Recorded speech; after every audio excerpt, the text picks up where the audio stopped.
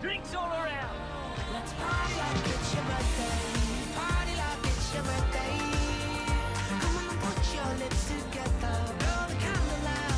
Party like it's your birthday. Party like it's your birthday. I wanna make you feel real special. Put your name in lights. We are gonna party like it's your birthday. Gonna party like it's your birthday. Gonna party like it's your birthday. Trending just got a sub from Ghost 1800. Ghost 1800 gifted a tier 2 sub to Trending.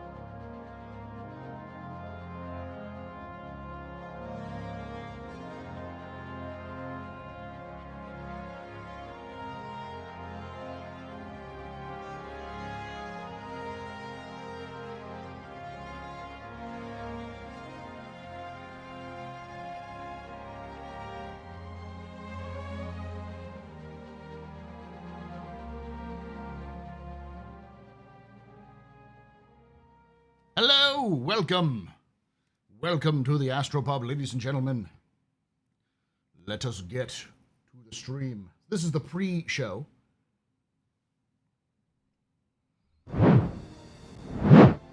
Where we talk about, we play Star Citizen, do some other things as well. So. But because we've got the new Captain's Table YouTube, we still stream the actual Captain's Table live on the Captain's Table YouTube. So if you want to watch that and you're on YouTube, make sure you subscribe to that channel because we'll end the stream here around 4 p.m. Eastern. Probably a little sooner than that. Well, no, around 4 p.m. Eastern, 1 p.m. Pacific. And then we'll be going live on that channel. So, but you're willing to hang out and do this pre-show thing.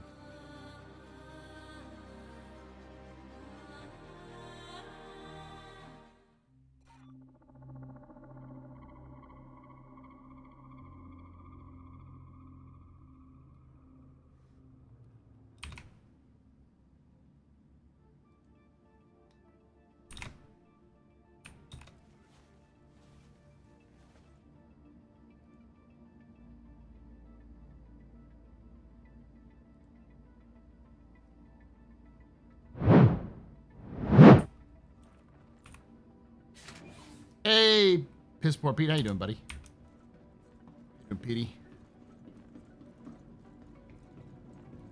Sorry again, Petey.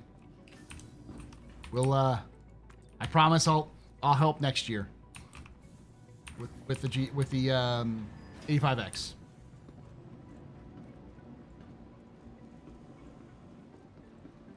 What's that for? Ship Showdown. Were you talking about Ship Showdown? I usually put it in the title. It should be in the title of the stream. Yeah, Ship Showdown.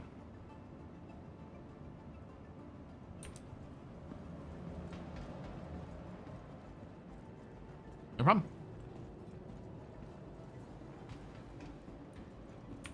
Welcome to the ASOP vehicle retrieval system. I have to head back to Everest, so.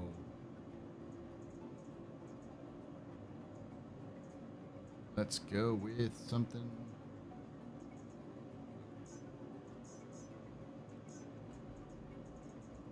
Vehicle selected. Stand by.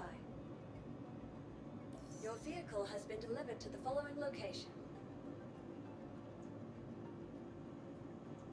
Please visit us. Ooh. Ooh.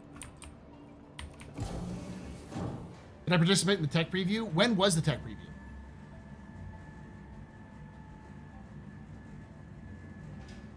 The answer is no, because I didn't know when the tech preview was happening.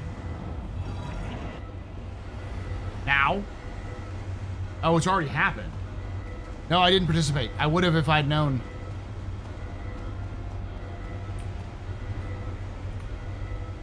I had a theory that the Zeus might win early on because it's the new hotness, so started now 40 minutes ago. I have not participated, so I couldn't tell you what it's like.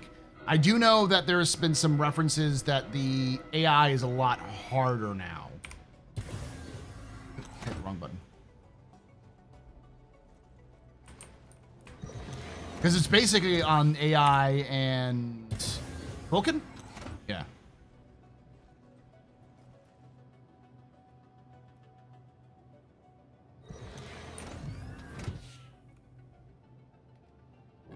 Mainly just SE after SE.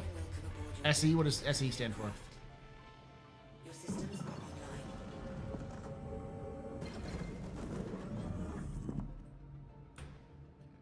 Shield.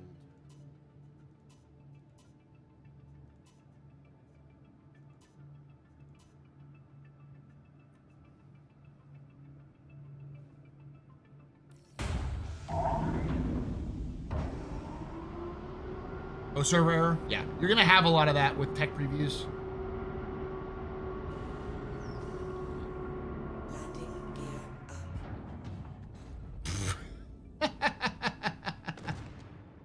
Whoops. You can take away my spaceship. You can take away my space. Hey, back to suit. Area 18, though. You can even take away my space lasers. But you can never, ever take away my space game. No, I mean in the tech preview.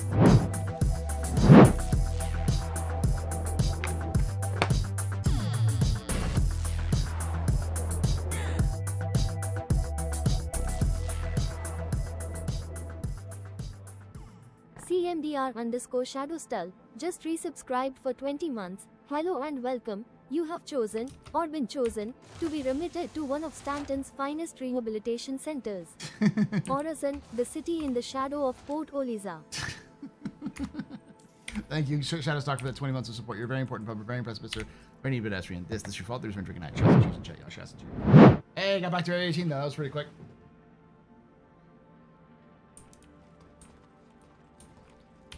So CIG just said only military capital ships get PDCs. Surely, though, the Carrick as a military sub capital is designed.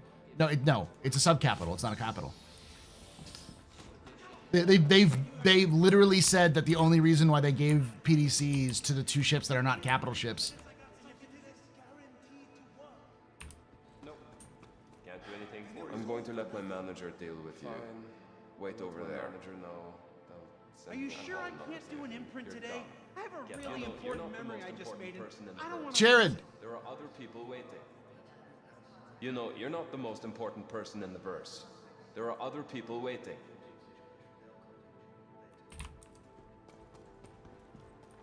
They promised PDCs on those ships. Otherwise, CIG, they basically said like otherwise they would have not put them on there. This is not a situation where like, oh well, technically it's like no, they fucked up and they said that they'll put PDCs on some of these ships, and because they fucked up and said that they're going to honor those, but they're not going to honor anything else because they don't want to give every ship a PDC.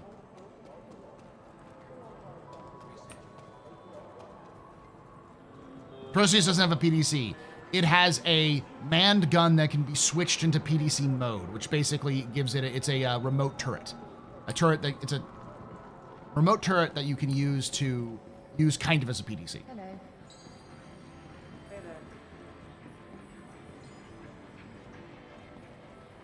No, this isn't Empire. So this is a company.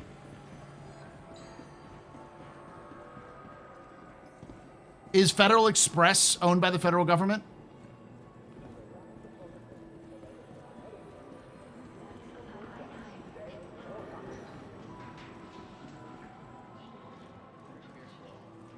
Empire Health Services. Not Imperial Health Services, not UEE Health Services, Empire Health Services. It's just its name.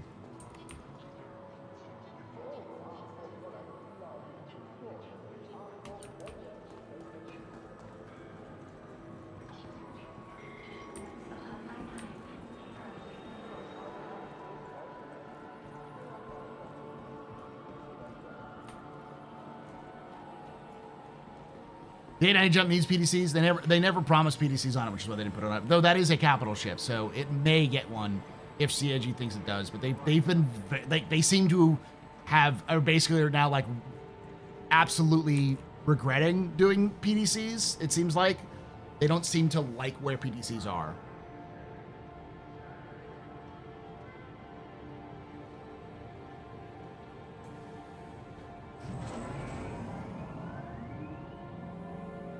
Does the 890 have it? I didn't think it did. No, Federal Express is not owned by the federal government. FedEx, the corporation, the shipping corporation, is owned by a private entity. It's not owned by the U.S. federal government. The U.S. Postal Service is owned by the federal government. Empire Health Services is not owned by the UEE. It is a private healthcare company.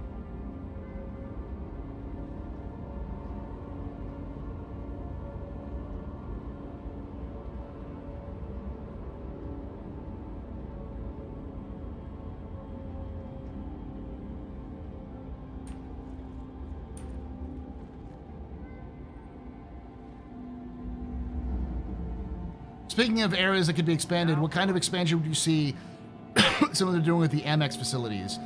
Yeah, everywhere in Stanton, like in the landing zones. Amex facilities?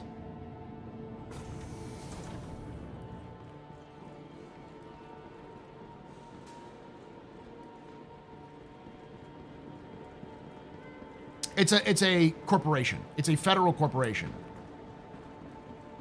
There's a couple of those in the U.S. at least, where it's like it's owned by the federal government and is run like a company, but has to answer to the federal government. Onyx facilities. I mean, the reason why the Onyx facilities are going to get expanded over time is because they just had more ideas they want to do with them. But you could expand a lot of stuff like that. Parks, plazas, maybe, but I mean, there's no real need for it for those like abandoned facilities unless you're going to make interesting content for them. Where's my Argo raft? It's here. Vehicle selected. Stand by. Your vehicle has been. Please visit us again.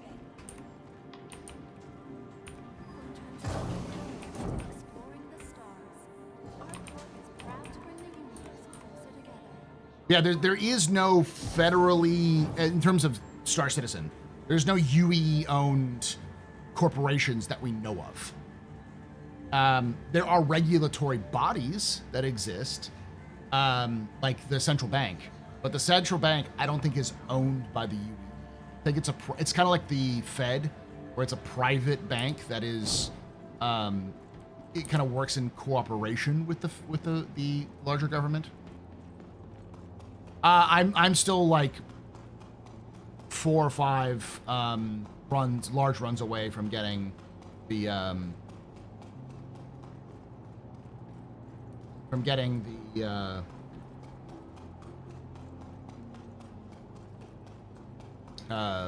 ArcCorp finished. That's mostly what I'm focusing on. Though Shimpasta reached out and said, hey, I can help you out with some of those other ones if you want to, so I might do those as well.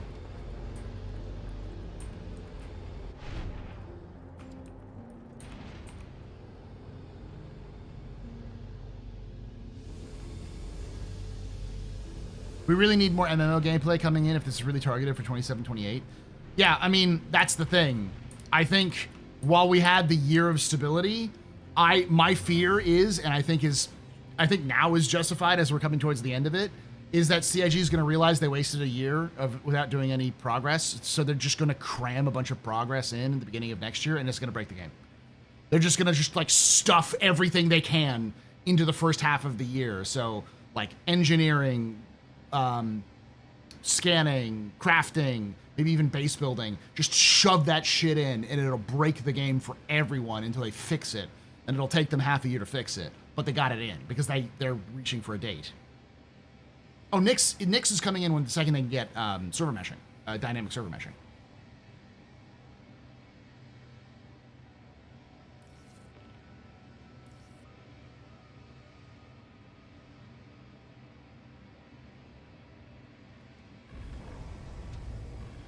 Systems activating. Systems on. I mean, my always thought was that on Mars, there's a memorial for the colonists who died on Mars, the 1,000+ colonists who died on Mars, to take that memorial wall and make it like players who didn't make it.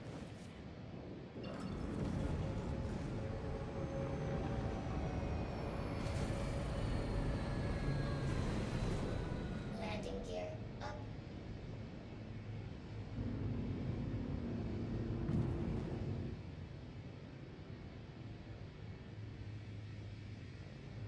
Oh, 315 is definitely a sleeper.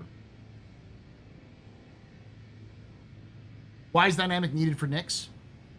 So right now, CIG has about 600 to 700 people max for servers, for shards, right? And each shard is made up of 10 servers.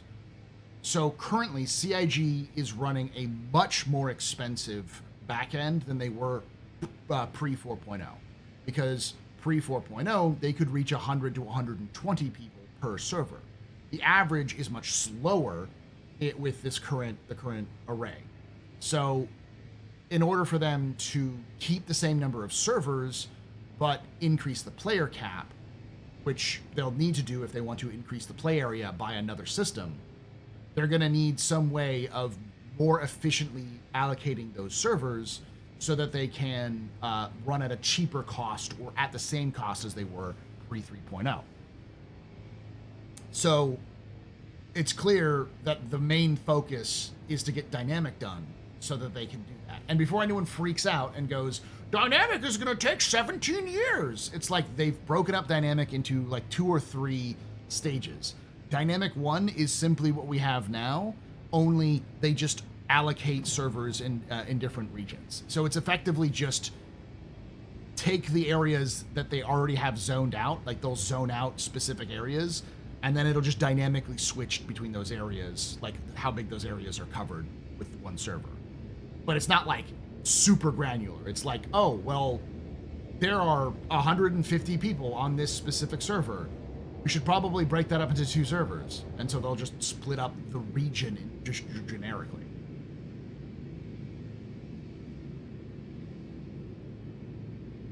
So effectively, that needs to be done, and it has been being worked on actively since June.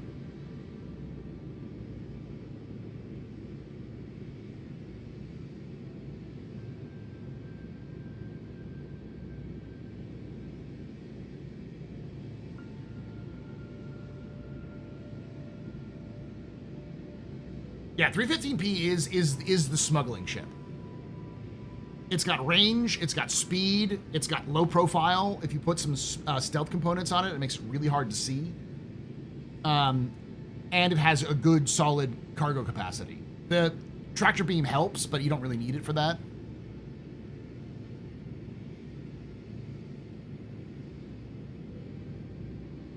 Yeah, it's a nice bunker runner because people can't shoot their way into the cabin.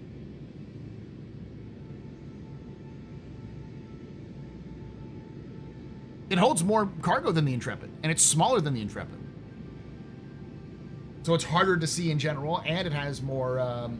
the only thing it has a disadvantage in is... I don't think it has a weapons rack, and I don't think it has...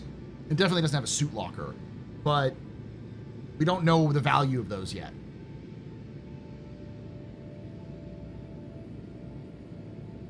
Why even have a tractor on it?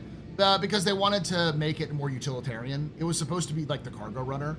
The problem is you can't maneuver the tractor beam. It's like locked. When they make it so that you can actually maneuver the tractor beam, because I'm assuming they will at some point, or like have it telescoping out and then things around, like maybe like Canada Arm style, then it'll be a little bit better for it. But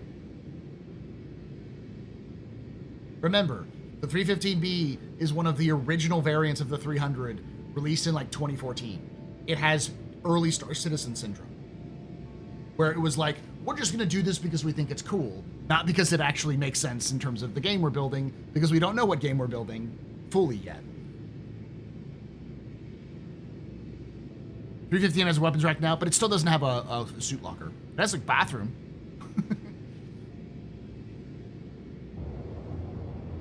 They did a redesign of the 300 series later on. Yeah, but they didn't change much of the fundamental hardpoints. Another thing they changed, and that was after they did the redesign, was give the 325 a size 4 hardpoint on the nose.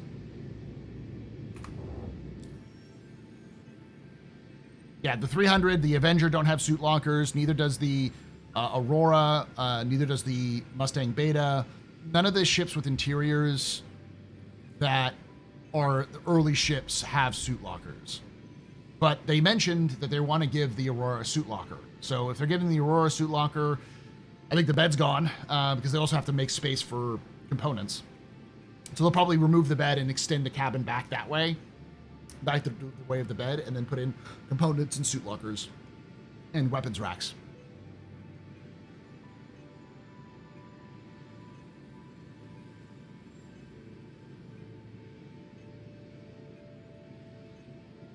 Yeah, I can see them doing a seat folds back into a bed. But then people would say, why doesn't all the seats roll back into a bed? You know, Drake ships, it doesn't make a lot of sense, but, you know, other ships should do that. Boop, boop.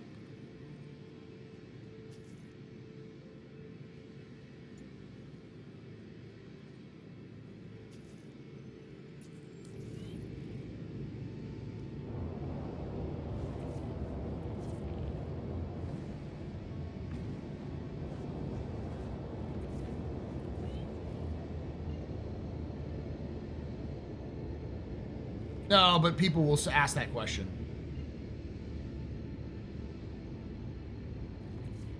Okay, back for another job. That's great. Our corp appreciates you and all that stuff. Just try to get it done ASAP, okay? Great, thanks.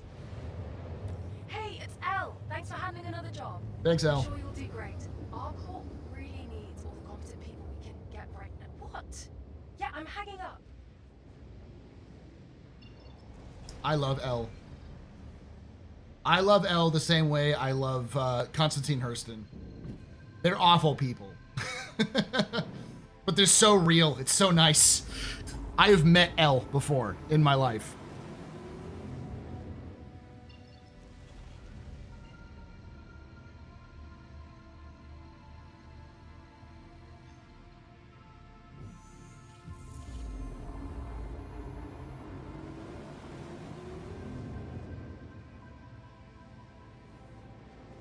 I think it's the same voice actress who played Tessa Bannister. That's why she has the same sort of quirkiness to her.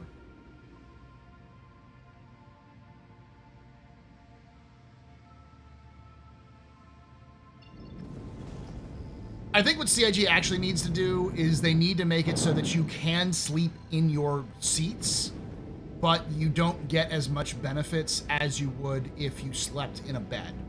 But it would mitigate some of the difficulty of logging out without sleeping. I also think CIG needs to make a fucking tent. A deployable tent that you can use to sleep. So you can land your ship on someplace, deploy a tent, and then sleep so you can get the rest bonus, while also... You can take away my spaceship. Spaceship. You can take away my space suit. Suit. You can even take away my space lasers. No confuse. But you can never, Never. ever Ever. take away my space game. I think beds do lots of fun, don't they?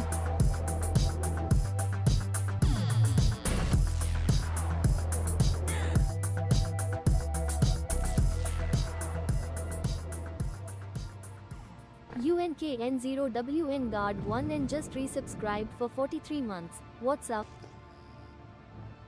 Hey, Unknown Guardian, thanks for that 43 months of support. You're very important public, very impressive as you're ready to just this. Your followers are doing shots and cheers and chat, y'all shots and cheers. But Paul, they said they wouldn't do that. What, the bed thing? It's a good idea. It's a solid idea if they want to make bed resting a bonus. And it would be really cool. People would use it more frequently. And it would be a nice little addition to force people to land on planets and or moons and rest.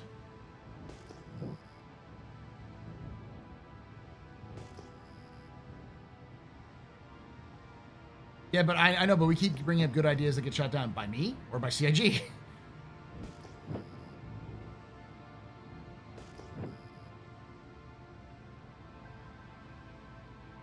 Yes.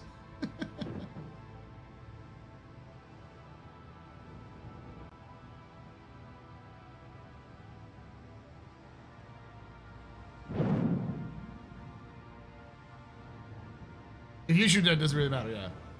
I know what you're saying. I get what you're saying. That sucks.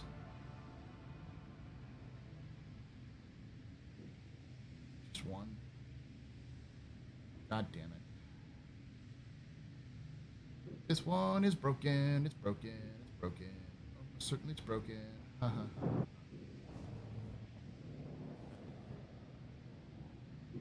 Alright, I'm gonna do something stupid and see if I can do this. Player there. Hey buddy, is it broken down there?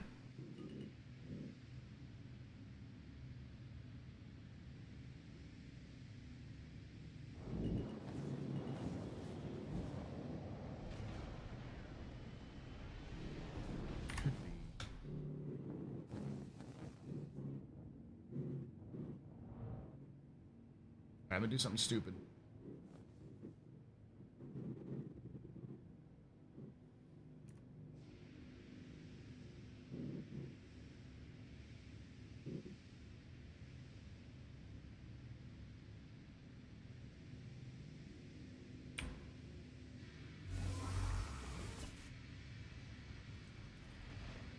Yeah, sleeping in other places is realistic, but it also, like, have you slept in a chair? It sucks ass.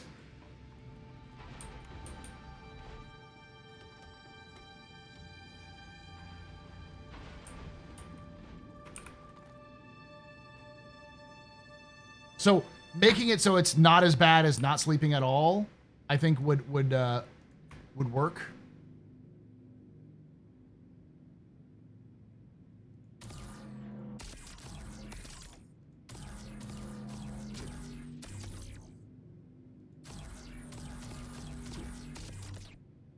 Okay. I think they are eligible. I think that guy just crashed.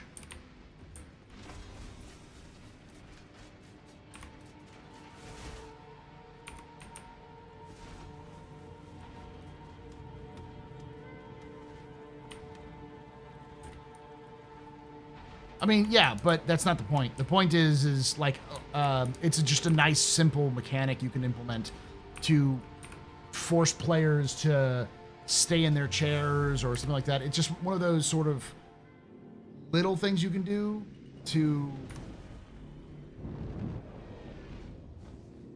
try to improve the situation.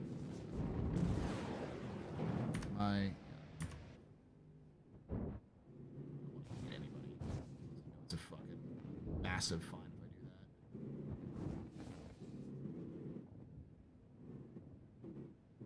Good night.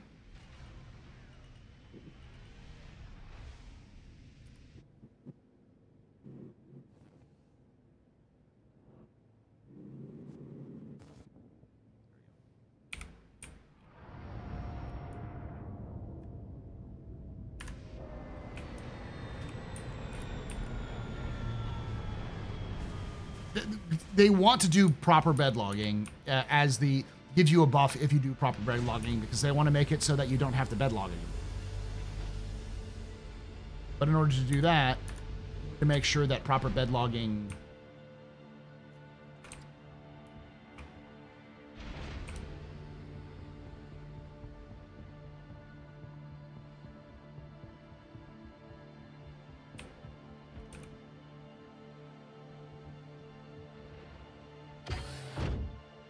I don't know why they're flip, man.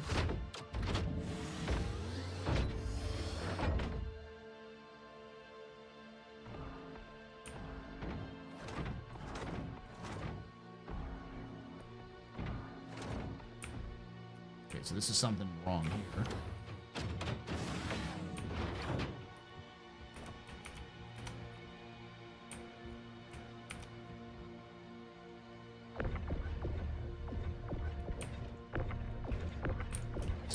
See if I can set it down.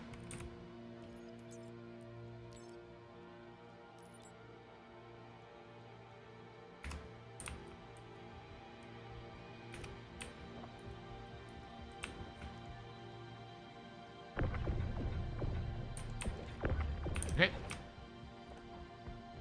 I'm gonna quit this one.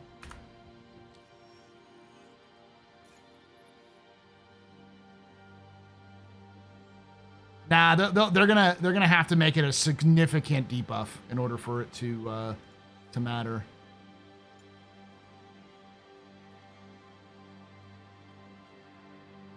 Or am I? I'm gonna have to switch servers. Hey, what happened? I thought you were gonna do the contract. You know what? It doesn't matter. I still need to find someone else to do the work. Enjoy your time off, I guess. I want to do the work. Shit's broken. I gotta switch servers.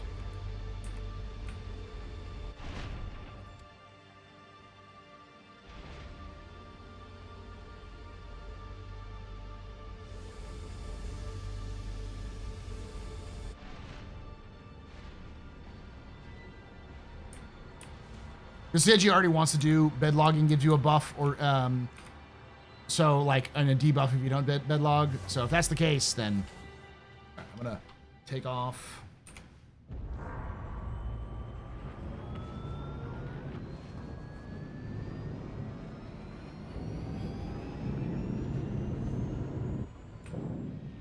Now, it's got to be enough for the sweats to really feel it. If the sweats don't feel it, then they'll just not bother with it. So if you want to make the bed like more than just RP, then you need to make it so that like it becomes the meta. Like you have to have a bed or have to log out in a bed in order for you to have the best competition.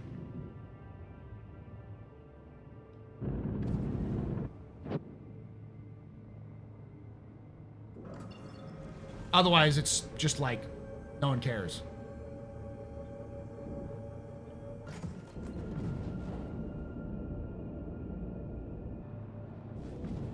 That's just the reality of the game.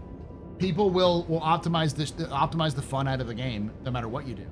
So you got to make sure that when you're building your mechanics, that you also considered that people will absolutely abuse any mechanic they can get. So making it so that if you don't do X mechanic, there is a Y punishment, and that's significant enough that they would avoid getting that, then yeah.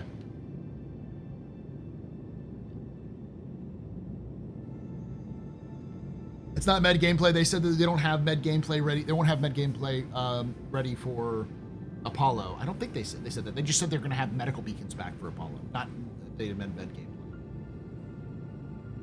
But it is probably related to the drain recharge because that's connected to the engineering stuff. They make it so you don't have a full stamina if you don't rest, for example.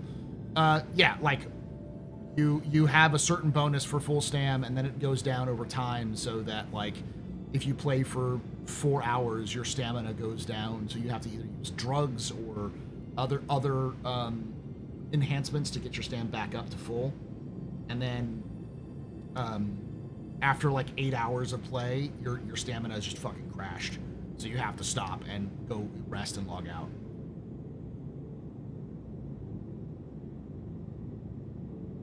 Yeah, but if you put in a chair, you won't get as much stamina boost, or stamina, it won't boost you all the way to the top, but it won't crash your stamina as a result.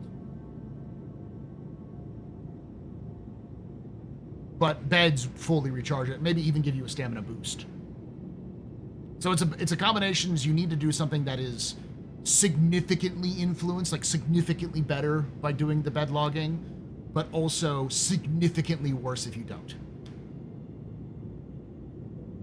There needs to be some kind of mechanic where it actively punishes you for not doing so. And I know that'll probably sound lame, especially to folks who's just like, I just want to play the game. It's like, it's part of the game.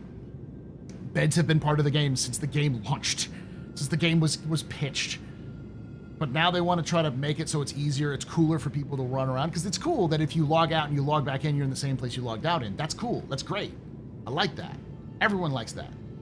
But then it makes it difficult for beds to be useful. So they want to make it bonus. So if you want to make beds useful, you gotta just start punching people in the face if they're not responding properly. There aren't, that I know of. A lot of the ones that I know who make guides haven't made a guide since like 4.0. Consequences are important, yeah. It's mirrored, yeah. It's mirrored in some cases, because this way I'm looking at the screen and not looking off the screen when I'm playing, like when I'm looking at my chat. The color saturation is actually around what I actually look like. The problem is if I turned off all the color boosts, you'll see what.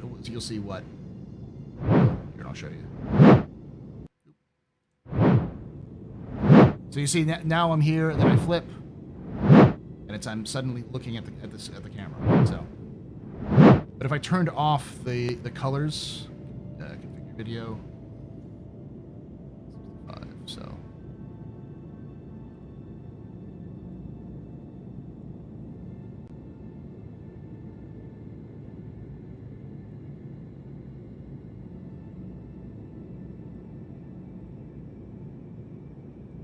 That's not what I look like. It's just the way the light gets picked up. Like, not even in my like camera preview do I look like this. It's something to do with how the camera is being fed into the capture card, which is being fed into OBS. So I have to do some color correction.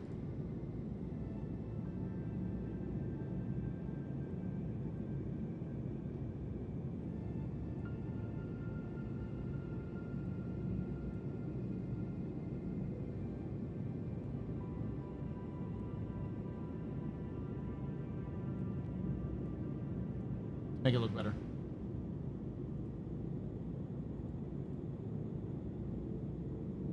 Nah, it's really washed out is the issue.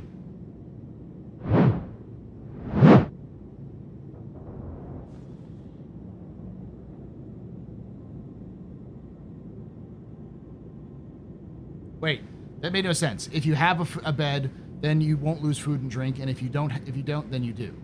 I mean, that works too. How's the new PC holding up? After some teething issues, it's doing okay. It's not. It's about as powerful as my previous PC, but I'm asking it to do more. It's maybe a little bit more powerful, but it's just running better.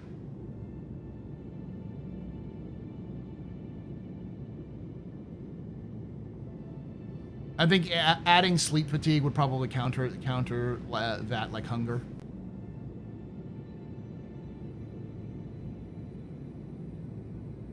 That would work, yeah. I mean, but you need to, that's like, you can do multiple buffs. Because the problem about saying, oh, I'm just gonna I'll just stock up on food and just never bother with a bed. So I can just constantly, yeah, my food and drink are gone when I'm logged out, but I'm not gonna die because CIG won't let you die if you're logged out. That would be kind of lame. So all what people would do is just stock up their ship full of food and drink and just cram their face full of food and drink, and then they'll be fine. So there would be no incentive to use a bed. That's my point. It's like you need to have something that is specifically related to the bed that is very little other ways that you can actually change that without having some of the consequences so that you can force people to use the bed. Yeah, that's what I'm saying. Like a well-rested buff where if you're logged off in a bed for 4 hours, then you get your full stamina plus 50%. And so you've got a higher stamina bar than somebody else. But as you play, that stamina goes down, and the longer you play, the lower the stamina goes down, and you can increase the stamina's cap by like drugs or like food or that sort of thing, or even resting, like sitting down for a bit, it can go back up to like 100%. But if you log out not in a bed or in a chair, you're like 50% stamina, and there's no way to increase it, or you can increase it with like drugs and food, but it'll still go down faster.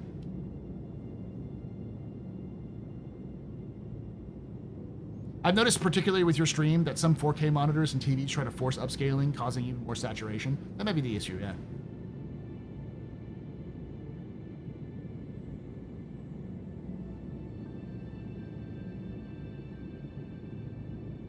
I remember when food was going to be buffs only. Things changed. I don't mind the change for, okay, I've just been boosting off into infinity, so I should be good.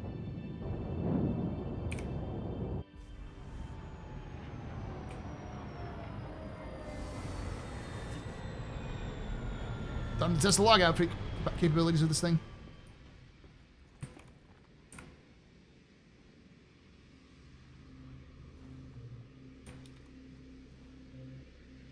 Random log off would increase your metabolism for X amount of time. Well, that's the thing, is that you want something that would force players to use the beds, not just something that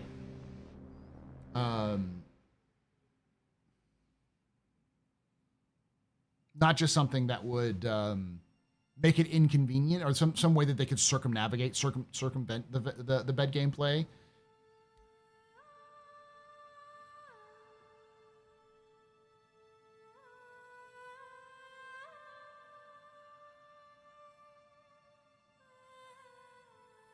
I don't find the food and drink to be that much of an issue. Like, how often do you need to eat and drink in game?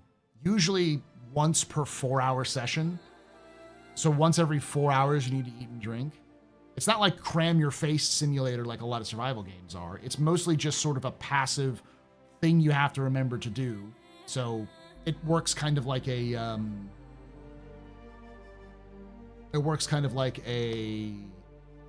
money sink. You have to constantly buy, or you have to like time sink in the sense you have to go find the food and store it up.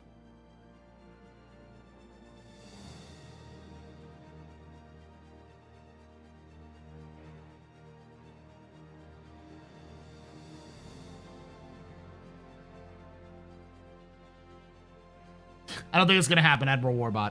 But I do think that well-rested bonuses in MMOs is a common thing, and they've been saying they've been looking at MMOs more for Star Citizen 1.0. So I've been saying for a while, the second they said, well, we're not going to do the bed mechanic as we said, we're going to have to look at it and talk about it. When Chad McKinney said that, I was like, we're getting well-rested bonuses. That's it. They're going to do a log out in bed, well-rested bonuses.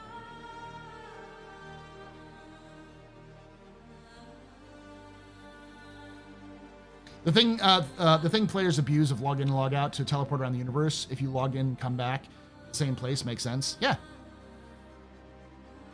But the thing is that if you want to make beds have any function at all other than just being narrative, which CIG clearly does, because they want to build ships with beds, because otherwise people will just find the most meta ship they can find without a bed, because they don't need a bed. If they can circumnavigate it with circumvent it with food and drink or some other thing, then they'll do it. Hey, listen, I would be all on board with hallucination gameplay and like random shit being said and like all that sort of thing, but people would complain out the ass about being fucked with by the game.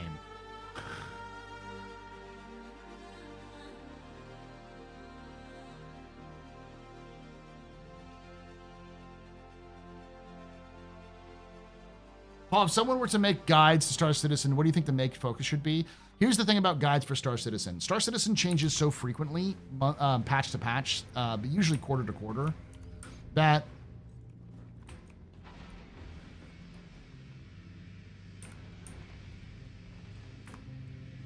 making a guide for Star Citizen is very difficult.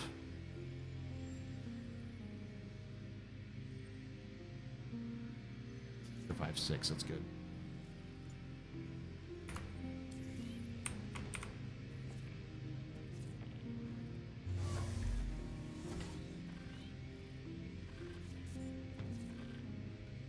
Systems activating. Systems on. Systems activating. Systems No, I don't on. care why it went missing. Just fix it. Sorry about that. Where were we? Oh, right, new contract. Good luck, and, try to make sure everything gets where it's supposed to go.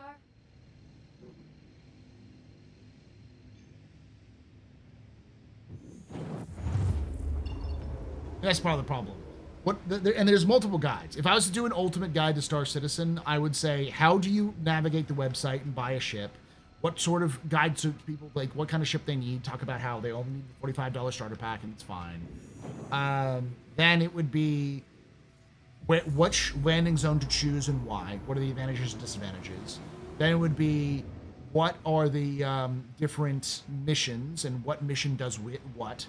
And then like walk people through how to do a starter mission. And that's the problem. It's like what I just said is probably 4 hours. Like just the like starter, like getting to the point where like buying a ship and then like where you should spawn, that itself is probably 30 to 40 minutes.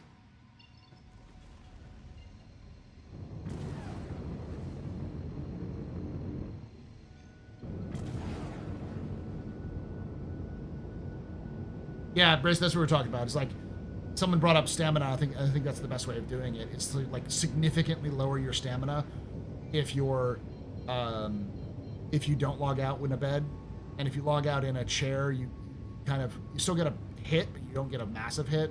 And if you log out in a bed, you not only get a stamina, you do not get like max stamina. You like go over max stamina, like 150% of your stamina.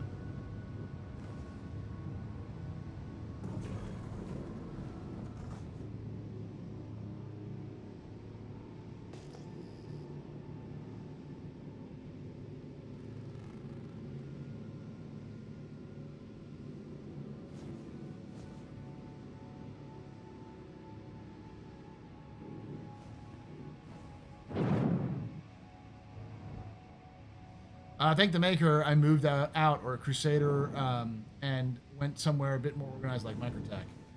ArcCorp is still, I think, the best starter location for most people, just because you can get the most out of it. Just random bits and bobs of rafts still sticking around.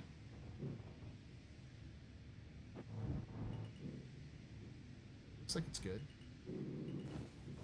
Solid.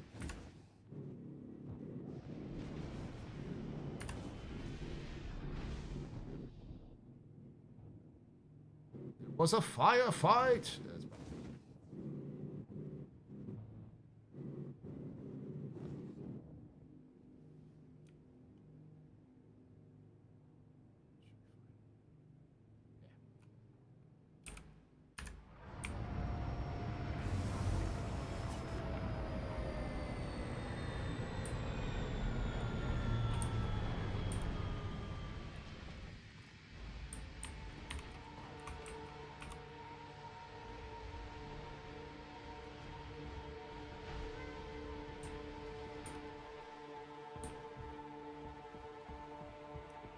I'm gonna go spawn myself an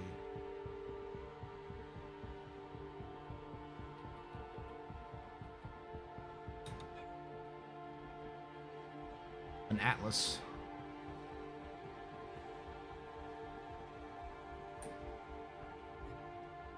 What are you bottoms talking about on the captain's table? Ship Showdown.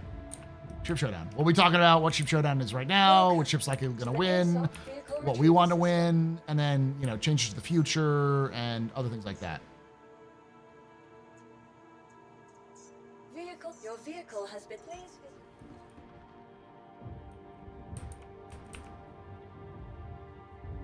I learned medical beds should use medical refill supplies, kind of resources in the next patch, at least with Apollo first. Did they talk about that? I mean, that makes sense. They've had resource for a while.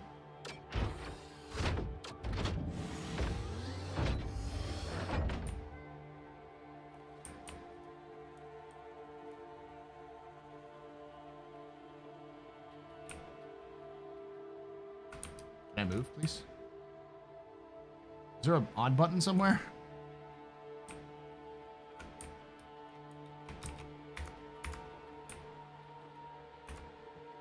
Oh, server error.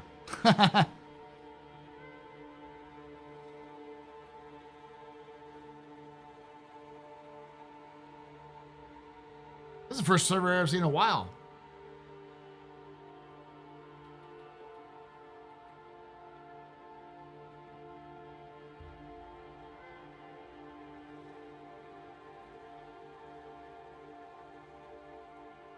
That's a solid maybe, and also supposedly the T3 beds lost regen. Thank God. Oh, was that a medical refill station? That's interesting. Yeah, that would work. I've been saying for a while that the med beds need to have their own sort of medical stuff, including things like, oh man, people are gonna lose their fucking mind if they take tier 3, if they take regen away from tier 3.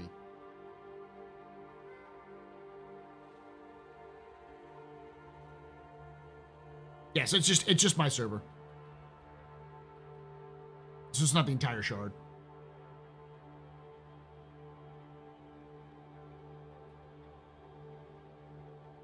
People are gonna lose their mind because they're gonna be like, I paid for this ship specifically because of regen was being there. I'm gonna sue you because you took your gameplay away.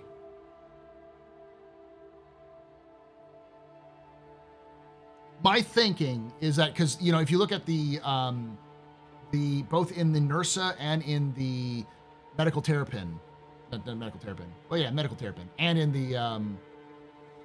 the Pisces, medical Pisces, all three have slots which have these canister slots, and it's clear you're supposed to slip in those some canisters in there. I think those canisters are going to be one, green goo, which is just sort of medicine, and the other one's going to be regen gel, which is going to be something different specifically for using regen.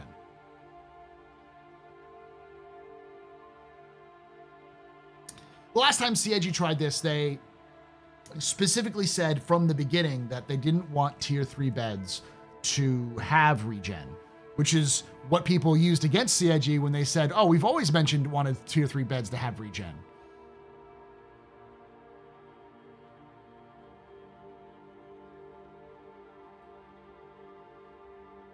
People forgetting that everything is subject to change whenever their personal Jesus ship gets changed, and it amazes me every time.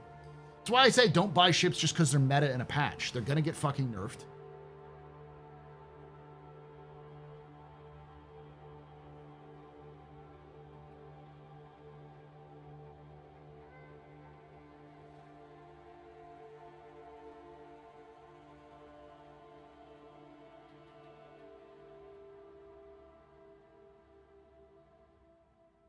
Gaslighting is becoming disturbingly more common in CIG's communications. I'm going to give CIG some benefit of the doubt in that I do think that they're not intentionally gaslighting the players. It's more of they're trying to explain it in a way that players would understand, but also they're bad at it. Like, do I think that multiple thousands of interactions caused elevators to break? Absolutely. Yeah, that's absolutely true. But we've known that for months, years, almost a year at that point. We knew that was the case. There we go. Try to get back in and out.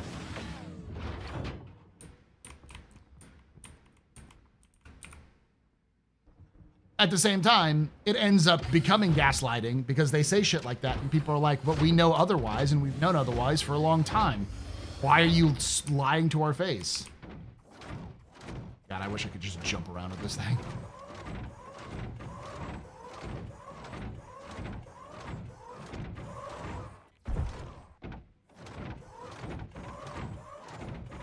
I 100% believe that CIG probably fixed a lot of the issues that were causing the elevators to break that we've had over the year in the patch that they broke. They just broke in new and exciting ways.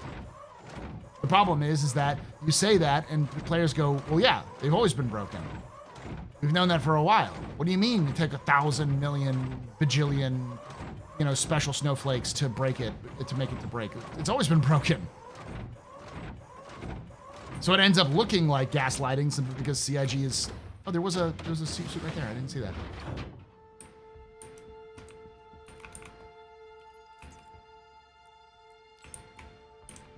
Hydrogen fuel? Did someone intentionally break this shit?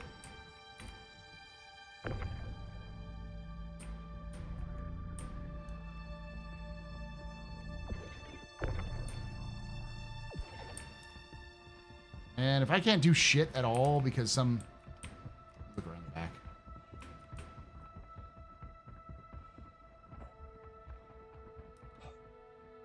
Check the roof.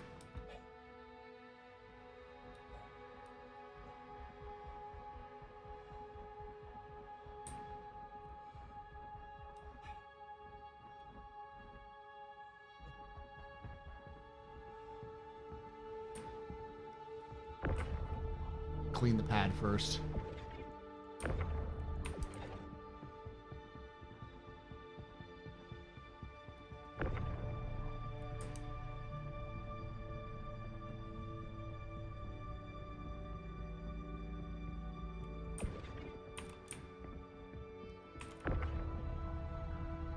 They updated bunkers. There are new tiles in here. Are you doing the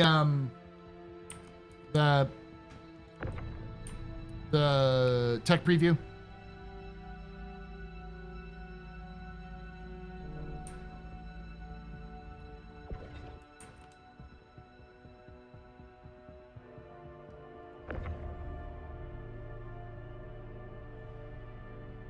Live? Oh.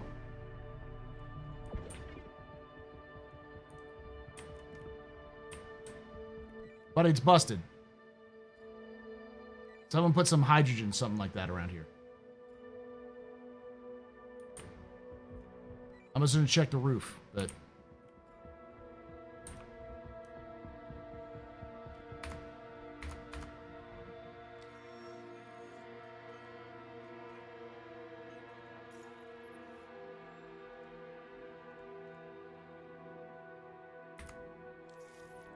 Yeah, I was gonna check the roof.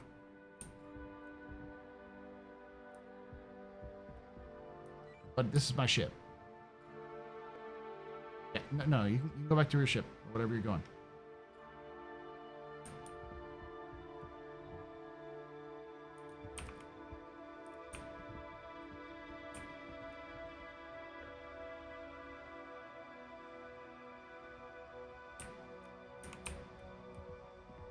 What are you doing? Nothing over there.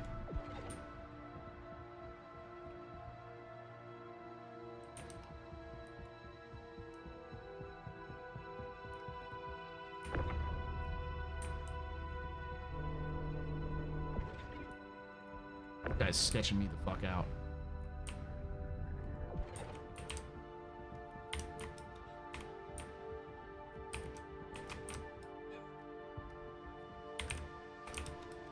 Damn it, who's got it?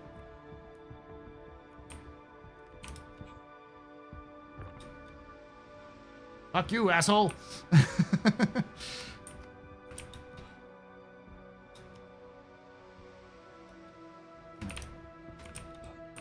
Oh, this asshole stealing my ship. Oh, he'll just get transported out.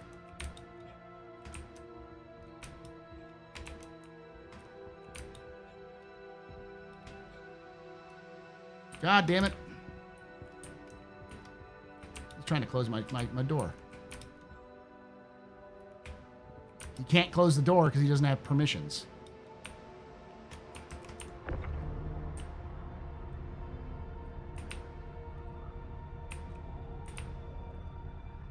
Yeah, I'm gonna stop trying to do this.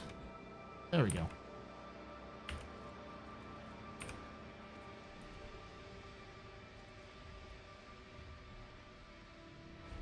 Trap now.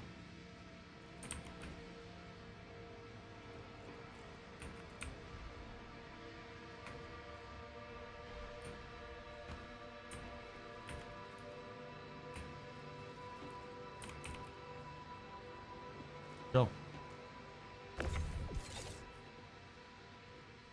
Brother.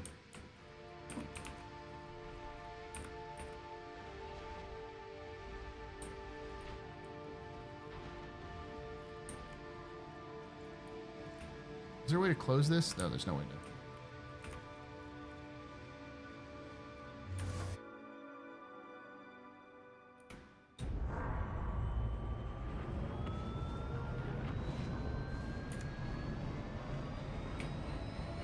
Shit. No, no, no, no.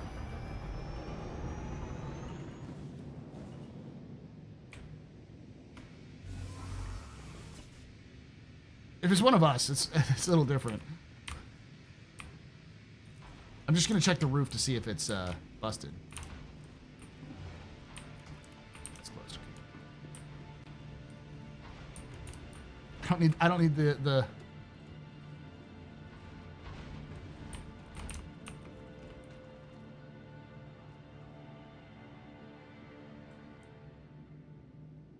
Systems activating. System.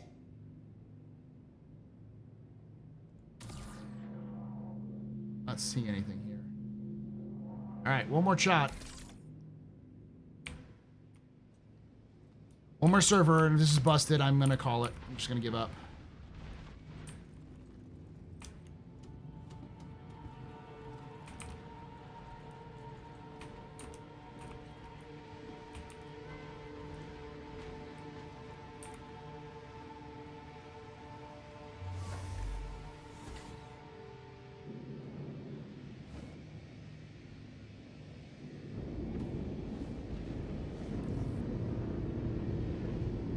Landing gear up.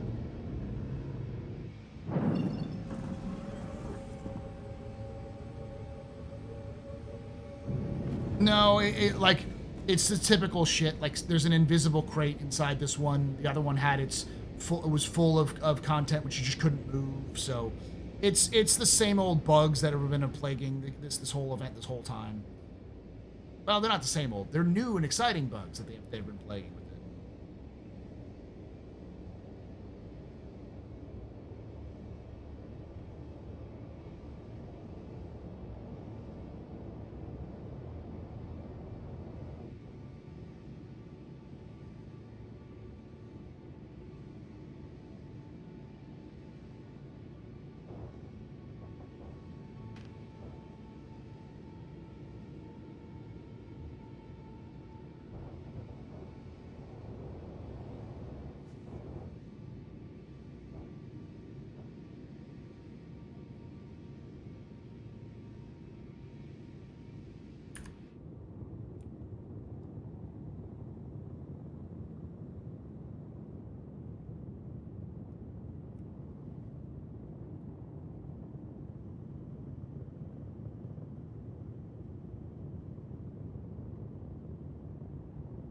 You said that earlier. Out of curiosity, could CIG possibly release the Ironclad in a few months? Nope.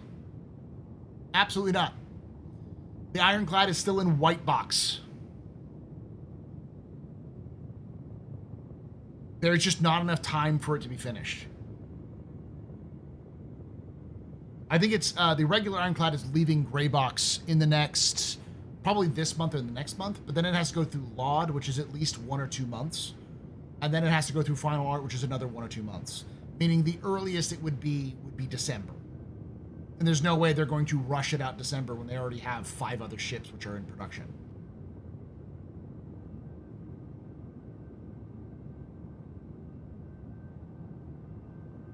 Yeah, they would have talked about it if it's not coming anytime soon. Well, soon for CIG. It'll come out in like March, between March and June of next year. But with the Assault in white box, they're almost certainly not going to release the base and then the Assault, because there's no real reason for it. We're getting the Perseus. We're getting we're getting another small vehicle with PDC. They said we're getting the salvage ship from RSI. We're likely going to get the Paladin, and we're already getting the 2 Apollos that's coming out. Those are both coming out in September. No concept ship though. Yeah, no, it's just they're being worked on. It's just not going to happen anytime soon. I do think that the Caterpillar needs to get some reworks, and I do believe that CIG needs to rework the cargo area so that it is just one big cargo area with 2 large ramps that come down so that you can load to touch the ground, so you can load and unload easily from the sides. It makes a lot more sense. It makes it easier for them to do modules in the future, because then they can just like swap out the long tube rather than being each individual portion being its own thing. It would remove the if you remove or swap the catwalk so it's like central, you could probably put more cargo in there, so it would become a better cargo hauler, more similar to the Ironclad. The catwalk needs to be down the center. Can't be where it's off put, because right now that off put makes it so that one side you can't use it effectively. You can't load it effectively.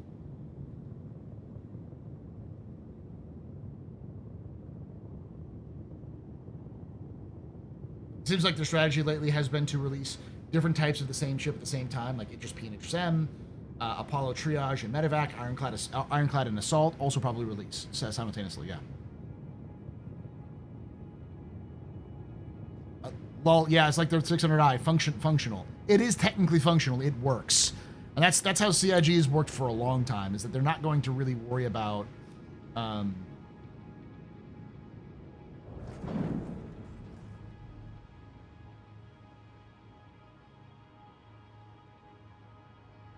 not going to really worry about ships which have gameplay and can technically work, even if they're completely busted. The Reclaimer, for instance.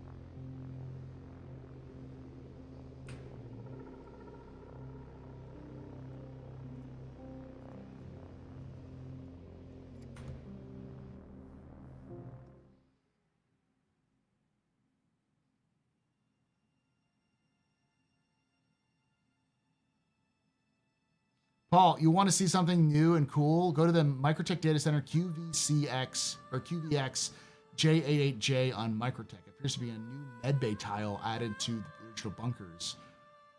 probably leading to some upcoming story. Cool. Well, I'll take a look for it. Data center QXVJ8J. Am I gonna get fucking shot?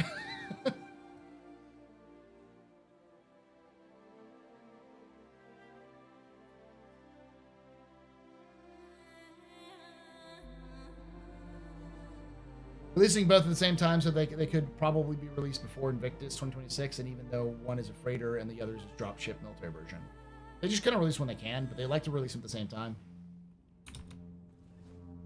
All right, I've been having absolutely horrible luck, and so clearly CIG doesn't want me to complete their event because, you know, right now it's just not working. So I'm not going to bother with going there. I'm going to go check out what Petey's saying. Also, I honestly don't look forward to the interior work of the economy. I do. Systems on. Well, there's no defense con anymore because they don't have the manpower to do it, nor do they want the performance hit from it. But we'll see.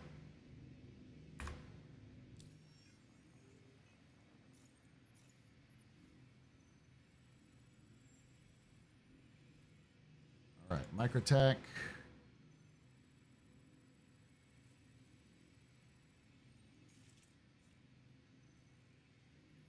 Data center QVX.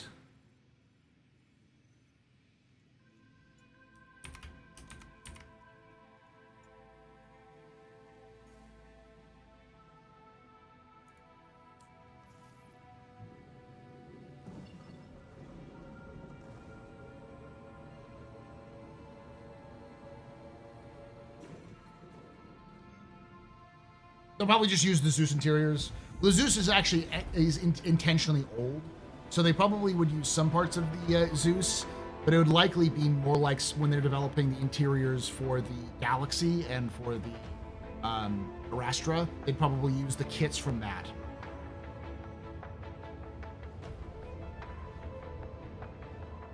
I'll just hoof it. It's not that bad.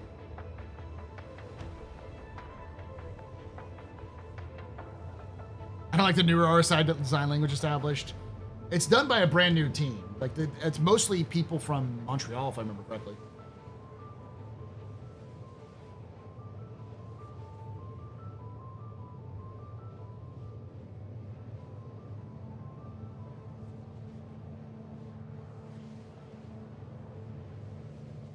It's also important to remember that 1,536 SCU is a fuck ton of cargo. It's more cargo than you think.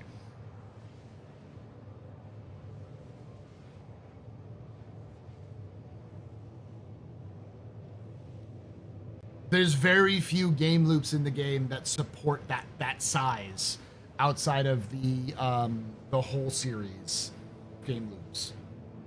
I also wouldn't be surprised if CIG wants to release exterior cargo elevators, the ones that we've been seeing before, where they just sort of raise straight out to the exterior, like of a station. To have those in when you have the Ironclad, because at that point, the Whole Sea and the Ironclad are both similar ships that they are really designed for space loading and unloading.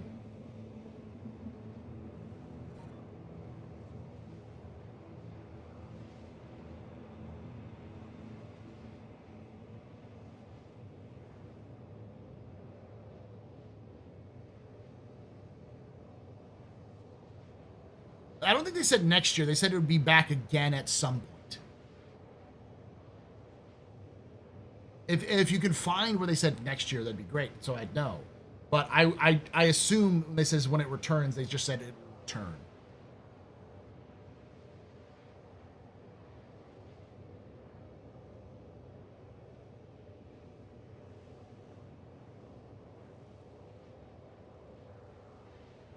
By the way, Asper, I know this is probably surprising, but I wasn't really a Drake fan. That Ironclad made me a Drake fan, and I bought a Vulture in the pledge faction recently. So I have access to salvage gameplay even when the Ironclad alongside the Vulture. Yeah, hey, Ironclad is a good ship. Everyone has their own gateway to Drake, but you know. Welcome to the Drake family. We're a big tent here. I have always been a fan of Drake. I love Drake. They're great.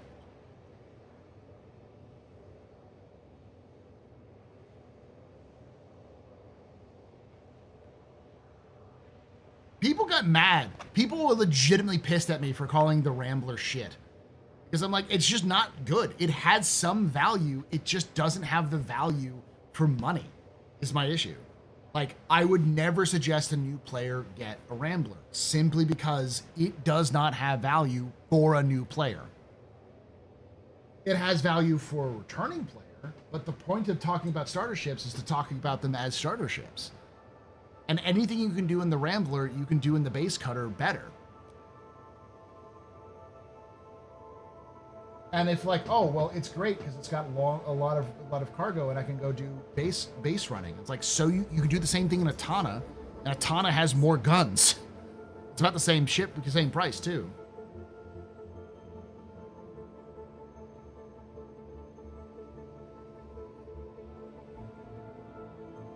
The Rambler interior is the same as the I think it's the same as the Scout, I believe.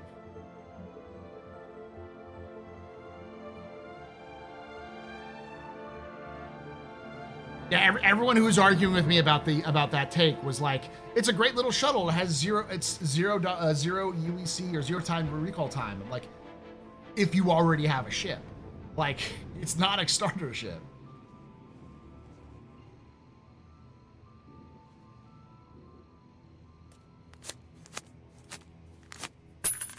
Hey, a tip. Hey, Barmilard tipped $20. Just a little thank you for your YouTube channel that I have been watching a lot lately. I'm glad Bless you. Keep up the stellar work. Thank you so Winking much. face. Thank you so much for that. That $20. Thank you so much. Means a lot. I've been trying to do more content. I will be after the captain's table. I'm gonna be, as I'm like uploading stuff, I'm gonna be recording the audio for the next Astro Historian stuff, and then starting to edit it together before I go to bed tonight.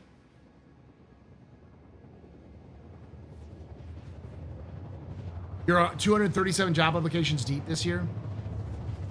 Such is the nature of current job market.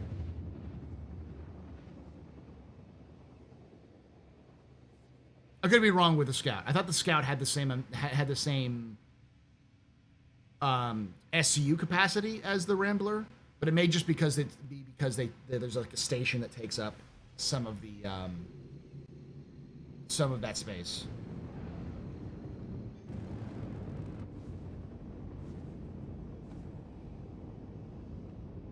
Yeah, there's basically no new jobs anywhere outside of like medical and government jobs.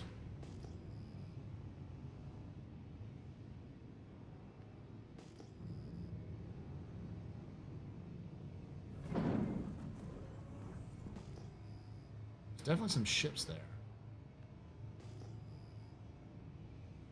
Pump more into my shields. I know I'm gonna get shot at. They'll give me a warning of trespassing before I get shot at, though. Ships.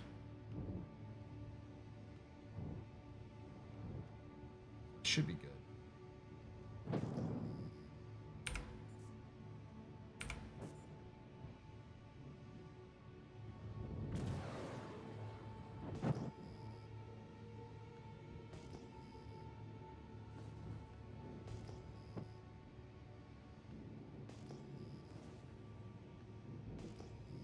Looks like these are all ships.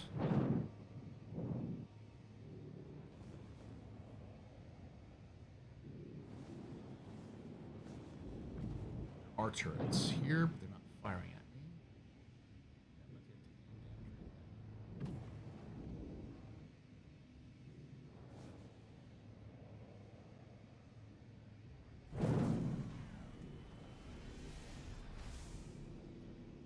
Landing gear down.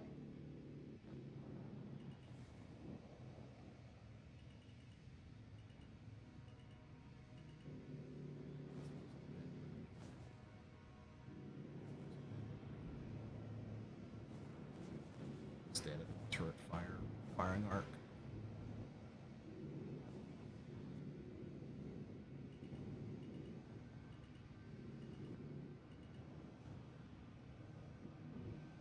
Closer.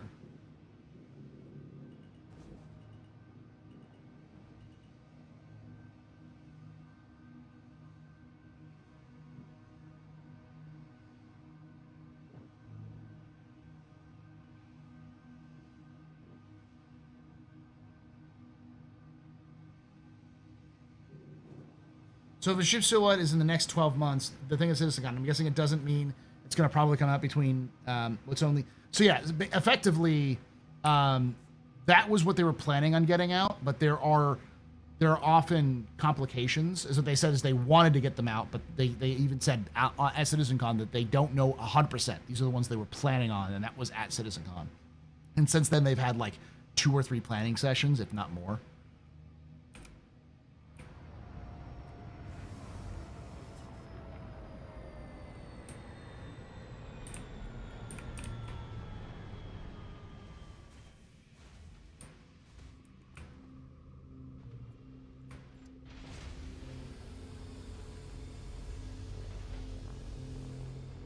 That's a bush.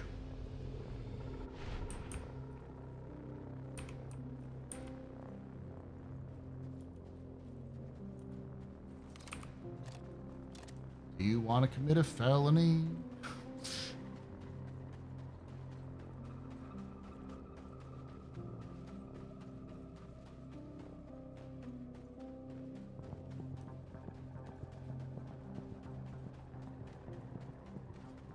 That's the problem, is that the Rambler needs more cargo space. No one wants to use the extended living cab. Like, the extended living cab is... There's no value to it right now. And that's... I mean, I know some people are like, well, you can put, like, super heavy weapons on it. It's like, yeah. You can also do that with the Tana, I believe. Do you want to shoot a snowman?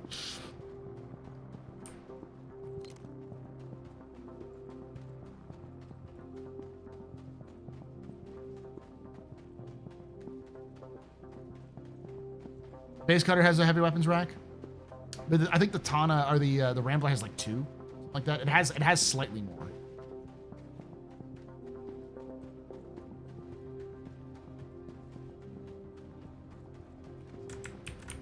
The point being, the Rambler is the worst version of the Cutter, and the Cutter is the best starter ship in the game. Doesn't have to be a snowman.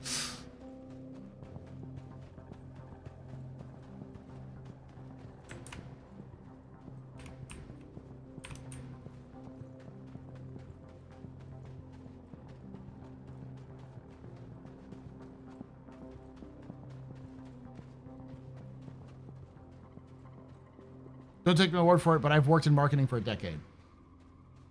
You've worked in marketing longer than I have, sir.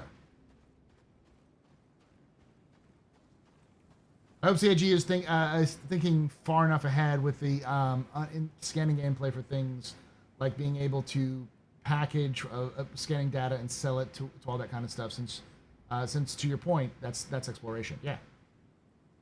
I suspect at this point they won't show a ton of the Ironclad until it's basically ready to roll. We know what it is. Well, you got to remember that CIG has a team that does marketing and like branding and stuff like that are made of like advertisers. We've seen them. They did an Inside Star Citizen with them because they've worked with companies like that with other companies in the past. So they're kind of like doing what they would have done professionally, but for a fictional game. And I believe those are the same people who are working on like the sort of branding stuff that comes out with each ship. So it's likely that they don't even have access to the Ironclad right now.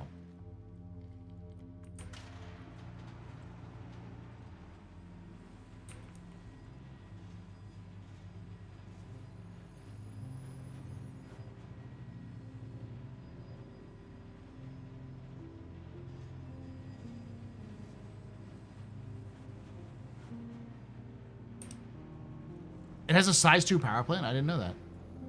All right, so we have operations staff. Okay, gentlemen.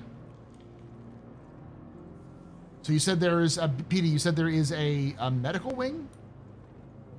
Where is the medical wing?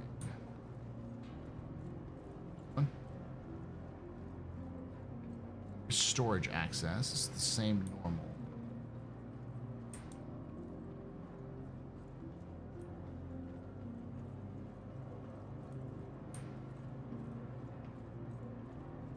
On the stairs? Okay.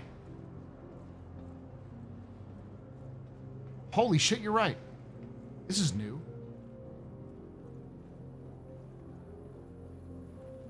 There's supposed to be beds here, aren't there? Like 3.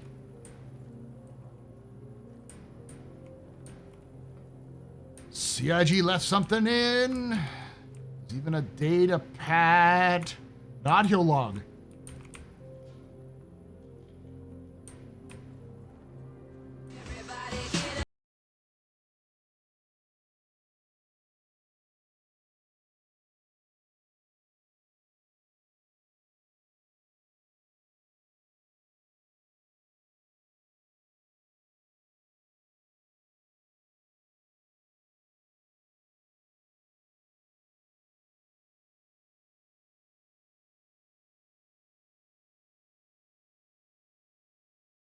Sco-Fi just resubscribed for 76 months. Woohoo! 07.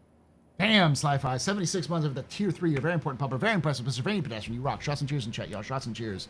Thank you for that. Yeah, this is... I think this is exclusive. I don't know if anybody else... Petey's the only one who told me about it. This is... Here you go, chat. They haven't added the beds in, but it's clearly these will be beds. You can see the marked out area for them. I think they left them in the files on accident. Yeah, because these are the things you should open up. And this is a spawn closet, so just push the spawn closet further back.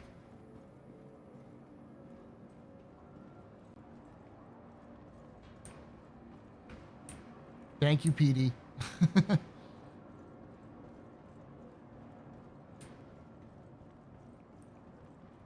As always, go pay PD money.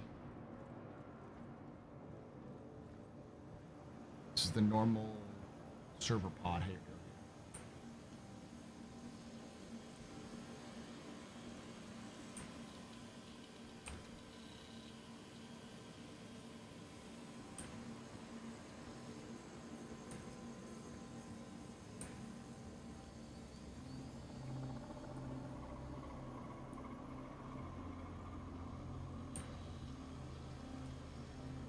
Also, I thought it was interesting. Jerry called it the potential self-own of launching the Apollo without medical gameplay.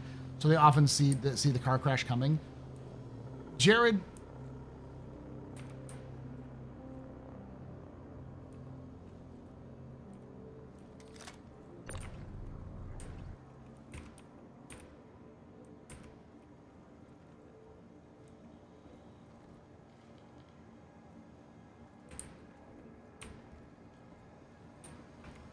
hey, buddy, there's a naked dead guy over there.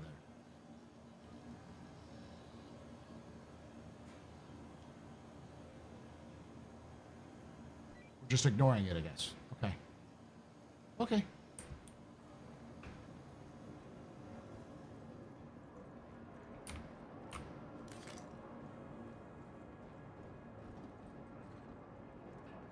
It's definitely a mission NPC. It's one of those because it said send location, so.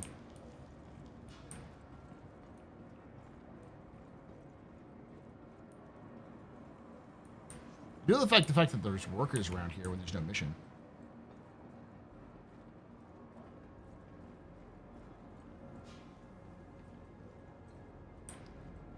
So close off.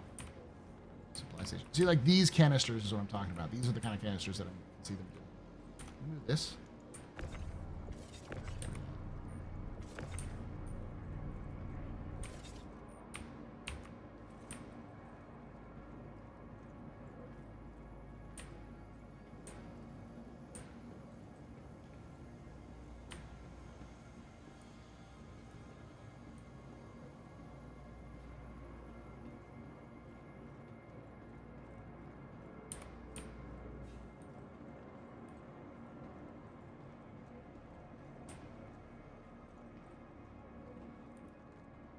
If I find a relic in here, I'll laugh my ass off.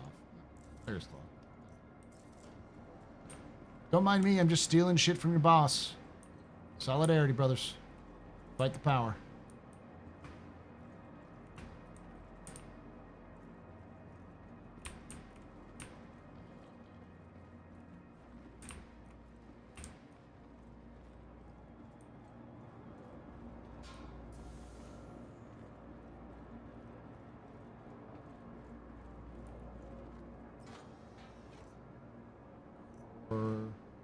Seven.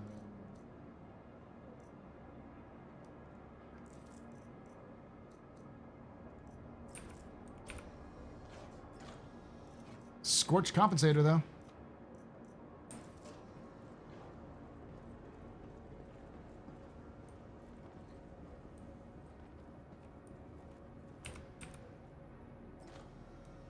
Tiger's Claw.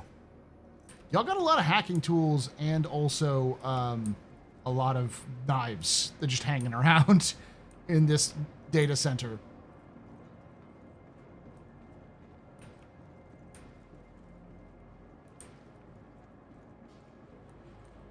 Also, why are they not shooting you since that's a bunker? This is a data center. So this is not a... look, another dead body. There's not an active mission going on here. So there's just workers here. That's all.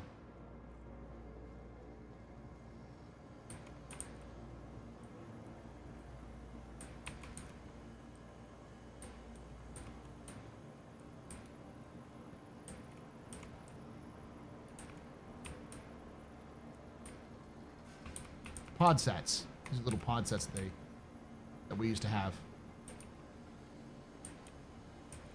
Use of assets. They're exactly the size of a 1 SCU crate.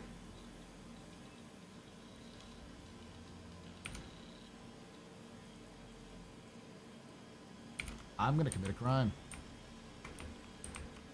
Where is the input? Right there.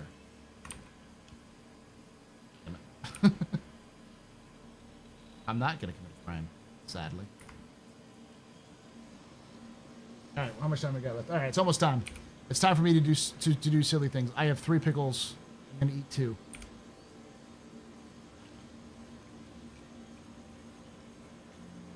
Woo!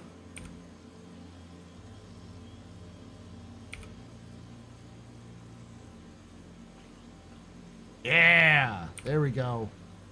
Good pickles.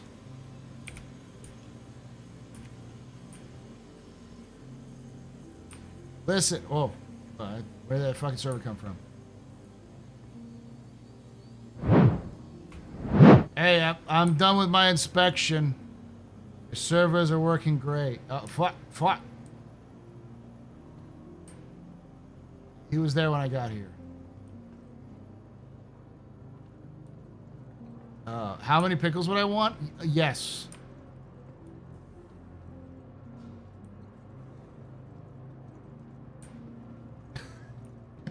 Paul's never been to a server farm before, and it shows. Each data center server farm I've been to is a minimum of 5 to 6 knives swirled away, dubious equipment, and UXO. do you carry like a fucking like full metal jacket, AR-15s that you keep near the servers just in case shit starts like turning into Skynet and you need to kill it?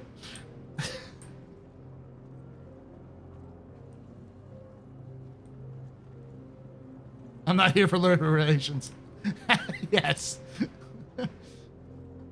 What is that? That's a block of C4. Why is it next to the servers? Stop asking questions.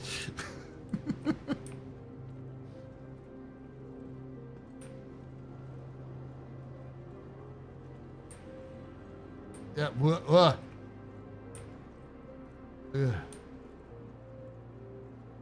Goodbye. Going out into the cold. This is a great idea.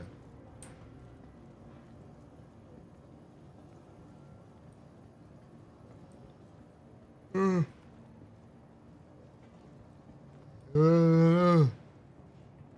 just no. Go straight. Go straight. Go straight. No, go left. Go left. Ah.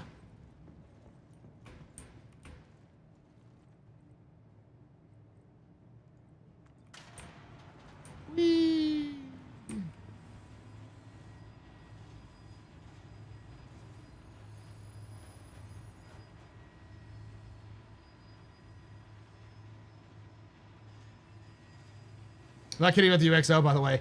Check the memes channel and Discord when you get a chance.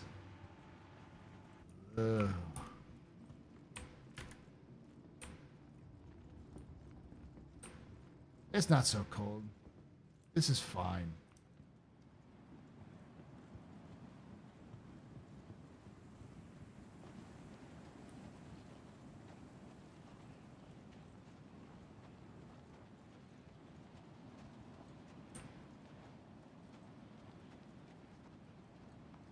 That's absolutely silly. That's a lot of waste of water that you could just do with like overloading the server mainframe. Like why would you need that much water to just wasting it, you know? If anything, you just pull the water away, just turn the cooling off, it'll explode.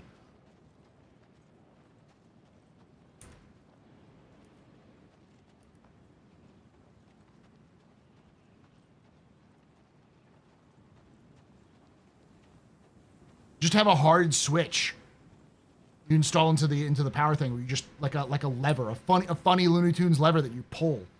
What's an AI gonna do to stop you from pulling a gigantic, oversized lever?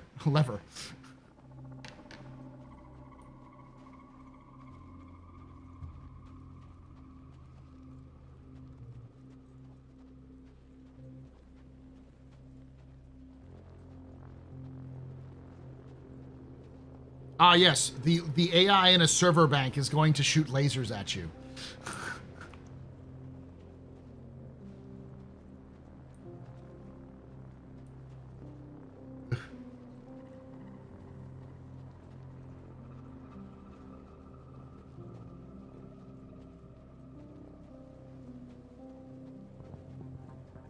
Yeah, like I said, an old school guillotine switch with the metal contacts and a wooden handle. Yeah.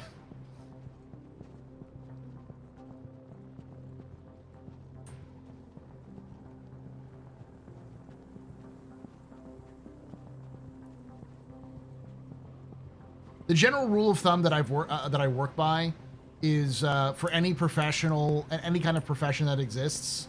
I love the fact that I'm just stumbling my way through a snowstorm back to my ship.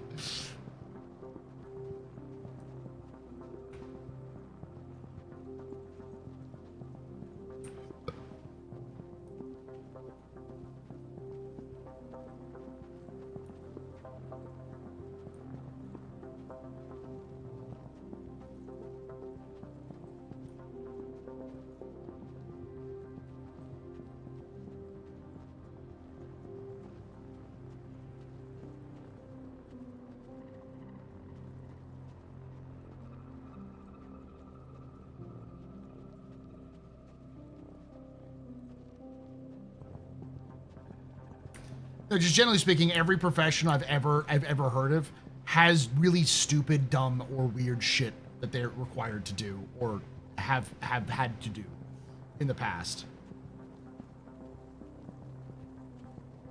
Like, of course, anyone who's worked in the medical field has heard of the stories that every single paramedic will talk about, because every paramedic has to work in the ER for at least a little bit to get their license, and every single paramedic I've ever met has a story about a dude getting his penis caught into something. That is just something that happens. Welcome there, X. Welcome to my life. Waking up at 5 o'clock in the morning.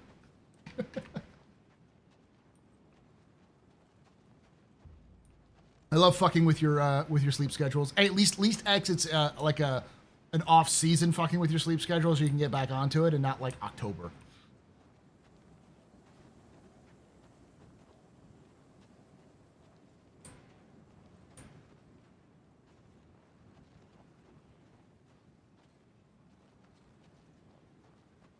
We can find whether they like it or not. I'm drunk walking to Valhalla, yes. Pickles are a hell of a drug in Star Citizen.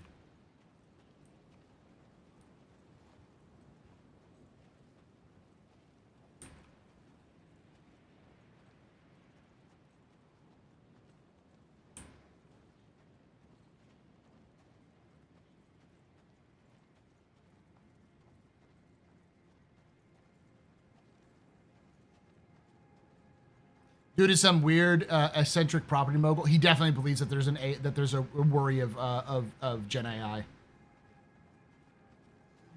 As somebody who grew up in that region of the world, of the US, those people are insane. Tech like leaders in Silicon Valley are crazy. They are just absolutely should not be making decisions outside of tech, and even in tech, there's a gigantic doubt switch on any of those guys. Most of them haven't coded at all, or have never really been in like actual like production of any sort of software product in like a decade.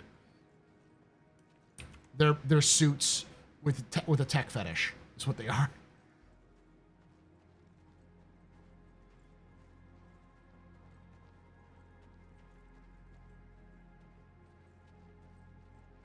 Sam Altman doesn't know what the fuck he's talking about. He's actively peddling lies as a way of making more money. That's what it is.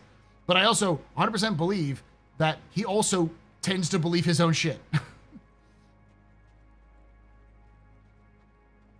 The guy who's in charge of OpenAI, the people behind ChatGPT. CR didn't just code TARP physics. He codes a lot of the stuff in the game. Sam Altman. Yeah, he's the head of ChatGPT, basically. The company that makes ChatGPT.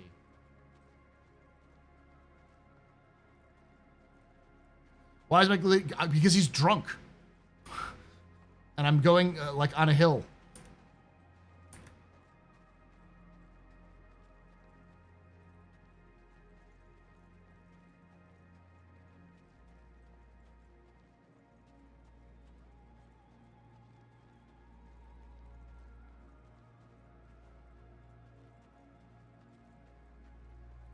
Okay, but I don't think Iris would think that's a flex. No, it's kind of a problem because no one in your company is going to want to touch your code if you're the fucking boss.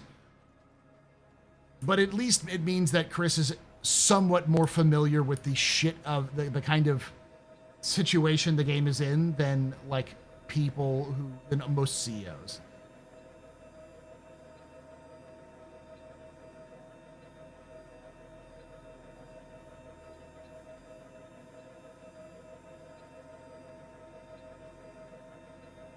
It helps you with your tabletop RPGs, but I guarantee you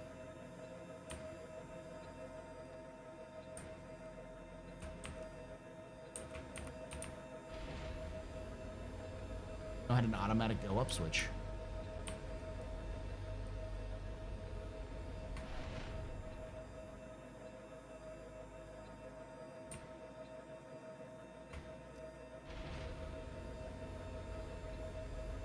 From what I've heard, Chris is a pretty good boss. He's just probably not the best CEO.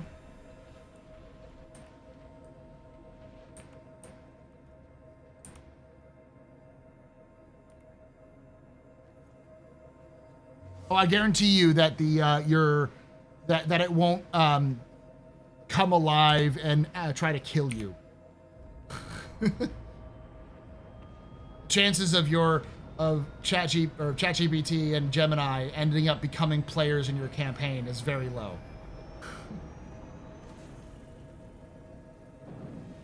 I'm drunk flying. Do not eat a pickle and fly, chat. It is a bad idea.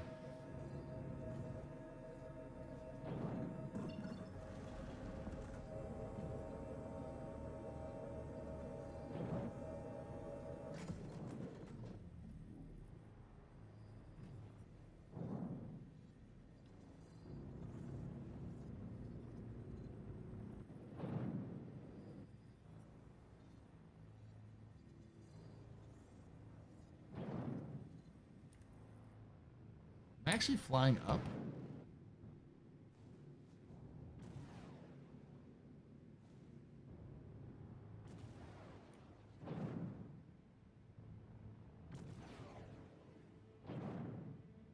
Damn, okay.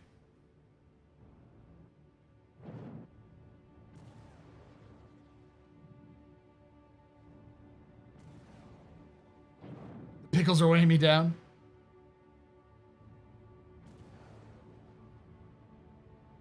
Okay, so one more time for the people in the back. So-called tech bros have no technical certifications at all. At best, they might have an MBA. They're only tech in the sense that the product they're arbitrarily chosen to sell as their snake oil. They have used crypto in the past for their cons to technically ignorant CEOs and plenty of other fads over the years. These are the yuppies that were kicked out of the SEC securities because they kept breaking the law. They just found new unregulated markets to spin their confidence games.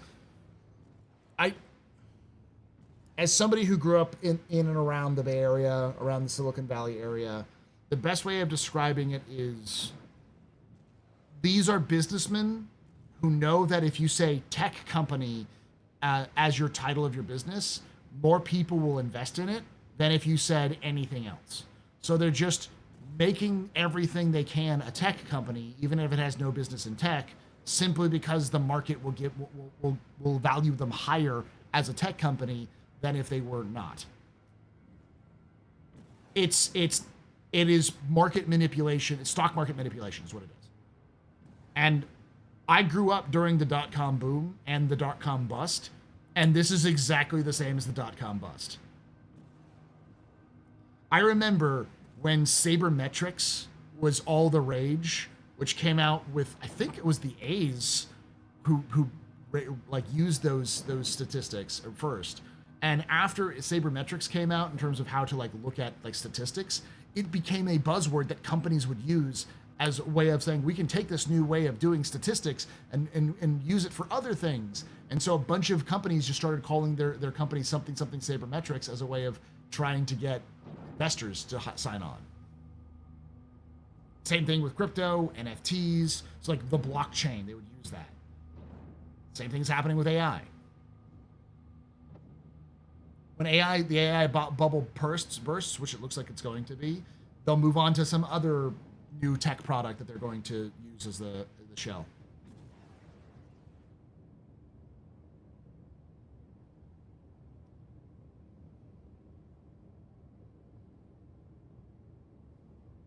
I don't think we're ever going to conveyor belts in Star Citizen, but we will, because they're just going to use fabricators for building things.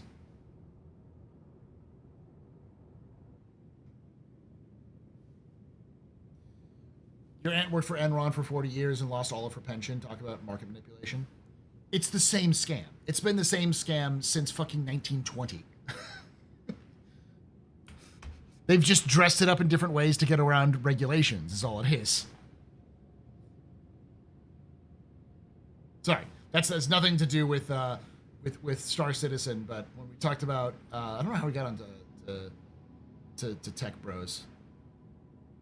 I will say that is literally the story of ASD, by the way.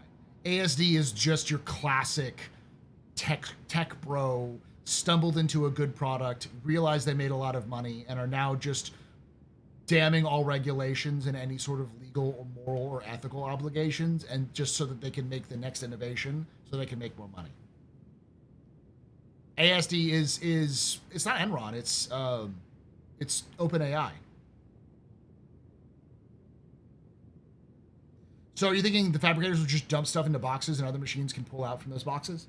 You will put your resources into a freight elevator, which will then go into a general storage, which you won't see, and then your fabricators will be able to pull from that storage to produce goods. And then you will pull out from those fabricators whatever you have, or those stuff will go back into the freight elevators, and then you will be able to do it, or you can pull them directly from the fab floor.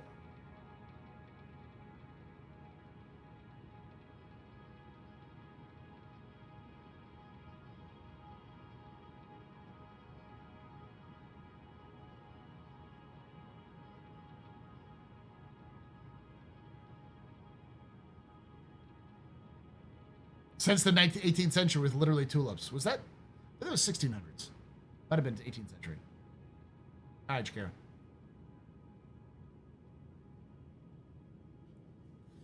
All right. You want to know something really bad there, Jaded?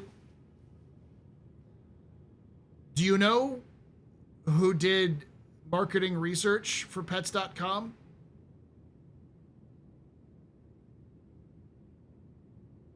I was too young to actively help in the research. But yeah, my parents did. They knew the CEO. And in lieu of payment, guess what they gave my parents?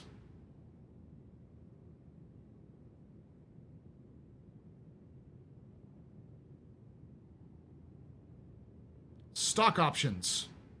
Yeah. So it was basically a wash.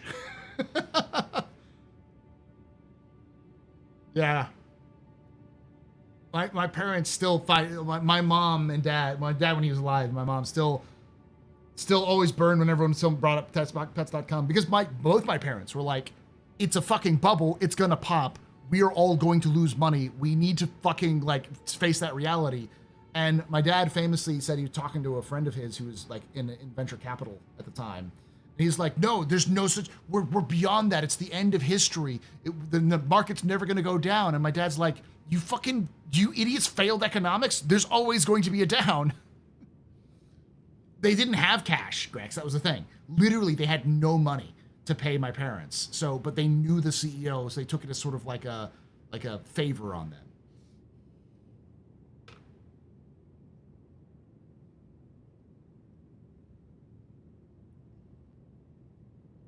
'99, I believe, was when it popped. I was helping them out as a receptionist. I was 12, I think. It's very funny to see a 12-year-old boy as the person who's greeting like very large CEOs who are coming in.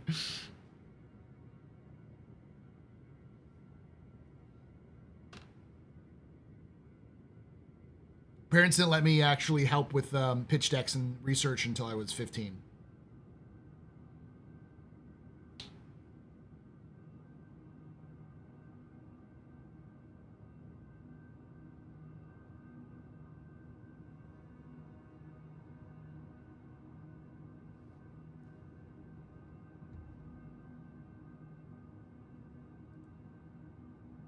Pets.com go bad.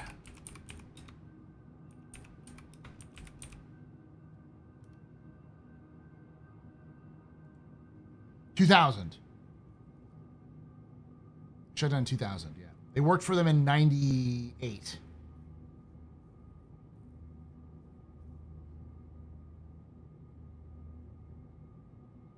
Julie Wainwright, yep. It's her. My parents knew Julie Wainwright because they worked together in Clorox. They both worked together in Procter & Gamble.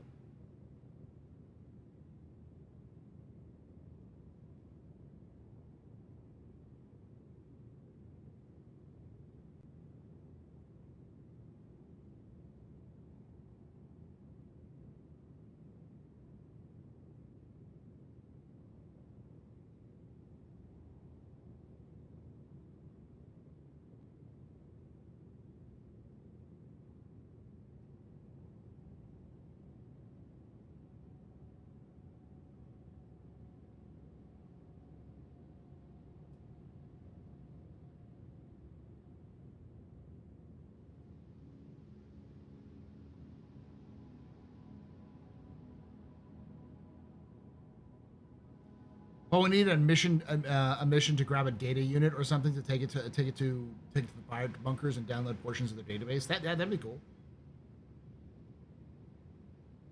Well, I was in Iowa waiting for the INS to eventually turn down my green card application, watching the bubble grow and start to wobble. Yeah.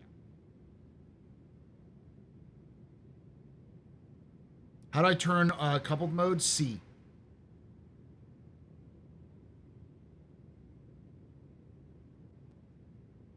A 810-8801.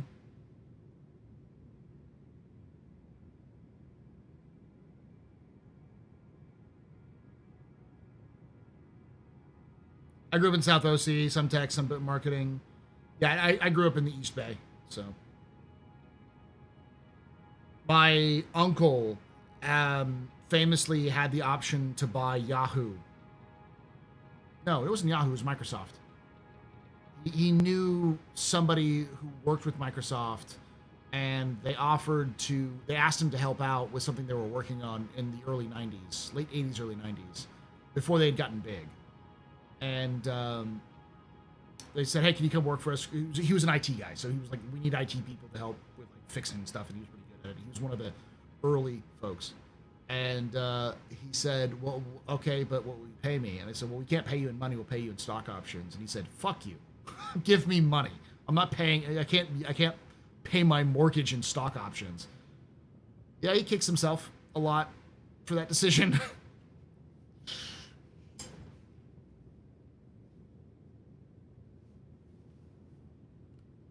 That's the like the people I grew up around of were people who were moderately successful and did okay, but they all had at least one story about how they almost bought into one of the like biggest companies at the time and just fucking like flopped. Though one of my neighbors was an early adopter in Apple. He was one of the few people who got early options to buy stock in Apple, like to help him out. And he was to say he was filthy rich is an understatement. That man was loaded.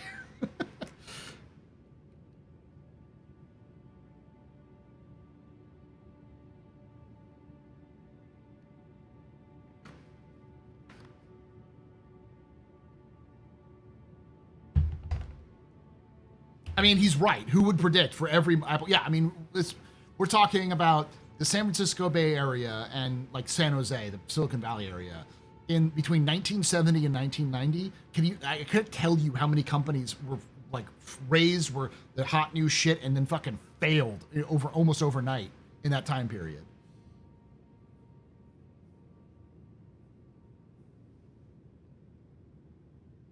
One of my teacher's father almost bought 200 shares of the up-and-coming Microsoft and put them in her name.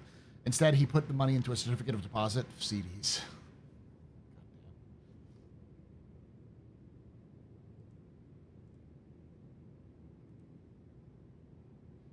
The last story I'll say is, the one thing I hate is that there was always using the word Uber was quite common in the San Francisco Bay Area.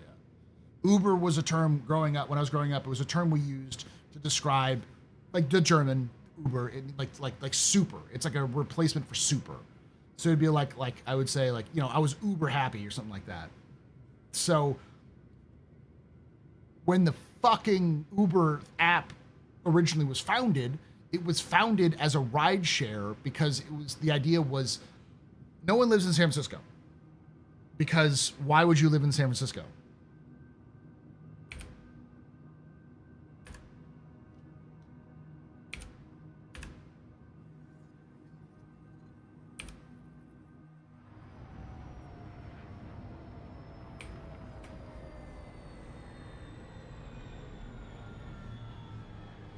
I'm still fucking blasted out of my ass.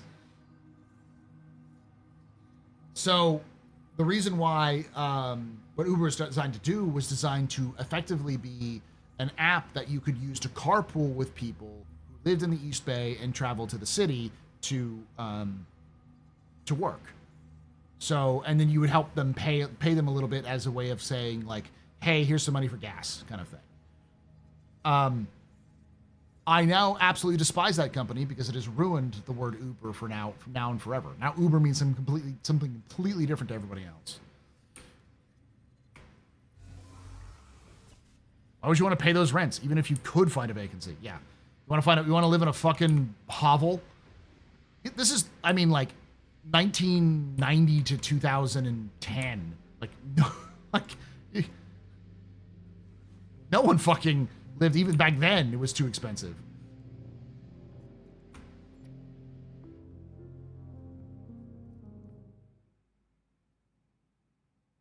I have a cousin who lives in San Francisco, richest person I know. Do they live in a fucking shack in the city?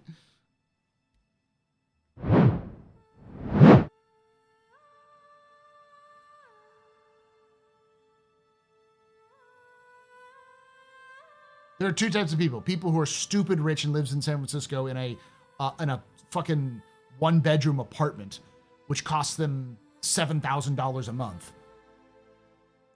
or the people who own a fucking mansion on like Castro. Or in the hills. And then again, even then, the hills are like what would a normal family home would be, slightly larger than that, and they go for like $3 million.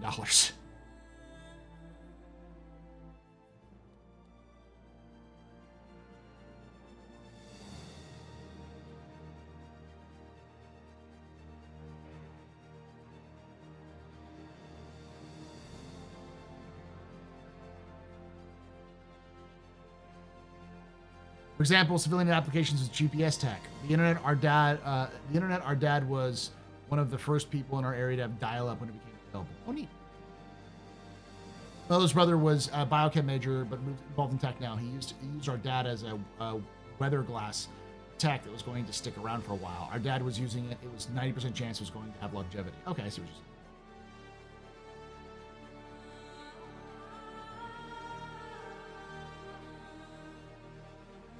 He has a reasonable sized 2-bedroom apartment, actually. That's not too bad. Still probably costing him $10K a month. Unless he owns it. Then he's probably still paying something like that. Literally literally over the road from the Cable Car Museum wheelhouse. I know what that is. Yeah. It's by Lombard. Close to it, at least. I think.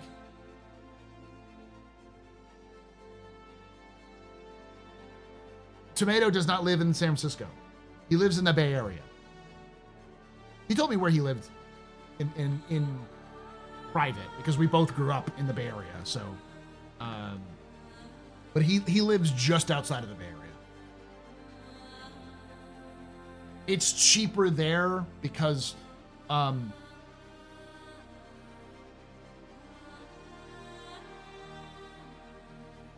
not going to say him anymore because I don't want to dox him. But it's effectively not as expensive as the city and even the East Bay.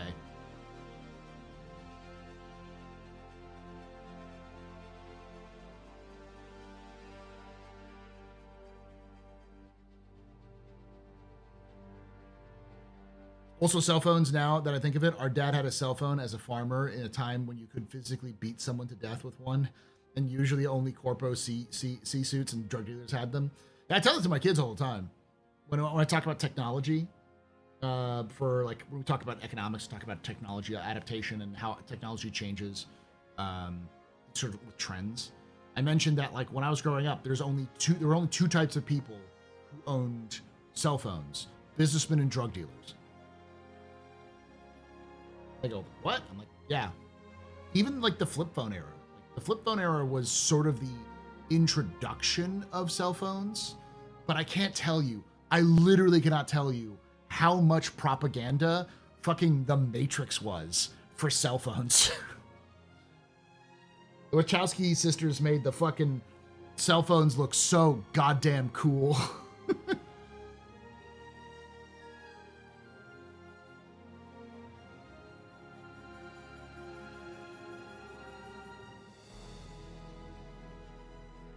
Well, the reasonable is depending on the cost is really the thing. Because like a 2-bedroom apartment is a pretty nice apartment, even in San Francisco. But when you're talking about a 2-bedroom apartment in San Francisco, it is going to cost you an arm and a leg.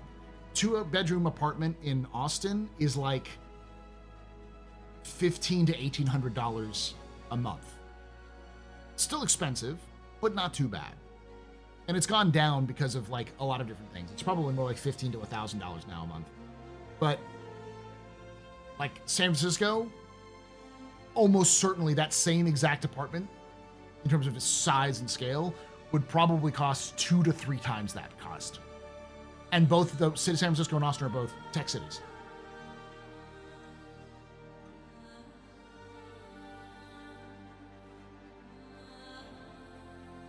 I don't understand why in America there are so many bathrooms. Like a house can have 4 bathrooms. Like there's a bathroom in every room. Do they have half baths and full baths in other countries? Because the reason why Americans have so many bathrooms, in my experience, is that if you have a house with like a family of 4, typically a family will have a master bathroom with like the parents' room, like the owner's room will also have a master bath. And there's usually a like kind of a guest bathroom, which is also used for like if you have kids, like that'll be their bathroom, because parents don't want to have to share their major bathroom with the children. But children are not too bad to share themselves. But then, like, say if that's the second floor of your house, where most people like live, the first floor also needs a bathroom because you need to have a bathroom for people who are guests, because you don't want people walking through your bedrooms to use the bathroom. It's sort of an invasion of privacy. So they have usually a half bath, which is just a bathroom with a toilet with a sink, usually on the first floor. Sometimes you have multiples because you have multiple parts of the room, the house you need to get to.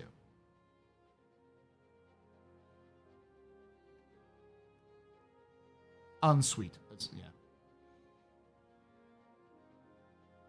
So as a result, you can have 4 bathrooms, but there's only 2 bathrooms with like a shower or a bathtub. We're getting raided?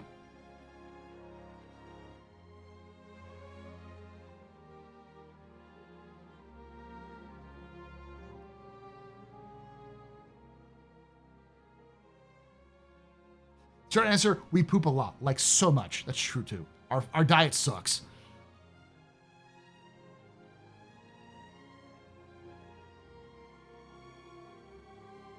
Bathroom versus restroom. Yeah, a bathroom is just a catch-all term.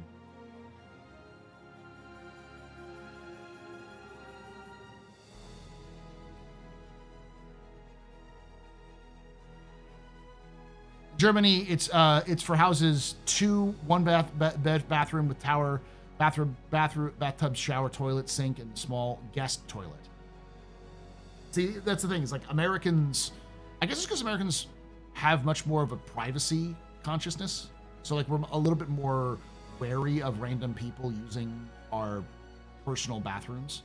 So most American houses will at least have 1 guest bathroom, like a full bathroom, so that the guests can feel like they can let their, like if you have somebody over and they're staying for a bit, they can like leave their toothbrush on the desk, on the table, or on the counters, and they can have their like personal beauty products in those places. So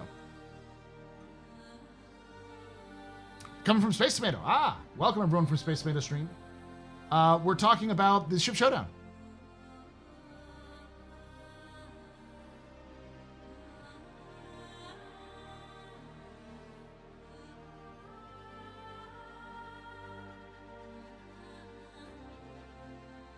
Yeah, that's the other thing. It's like we keep our medications often like near our bathrooms, so you don't want people just like rummaging around your personal medications.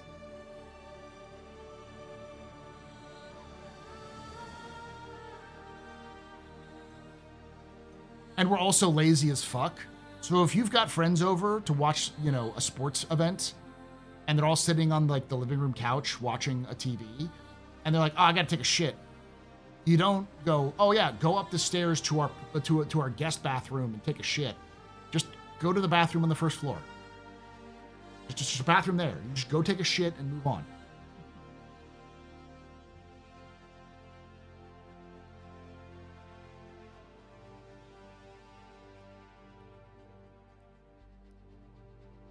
I'll finish off with, so it's effectively, there's an entire section of everyone's home, which is sort of like a public area.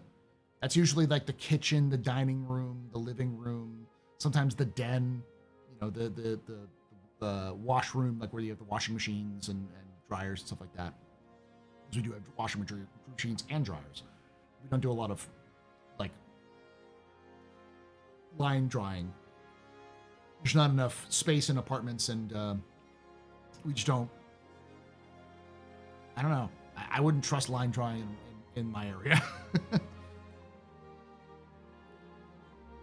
We were talking about, it's a long conversation, Clean, but basically we started off with ASD is created by a tech CEO bro, and it's heavily inspired by like OpenAI in terms of like they sort of stumble into their accomplishments, and then no matter what the moral or ethical concerns are, they say fuck it because they can make money.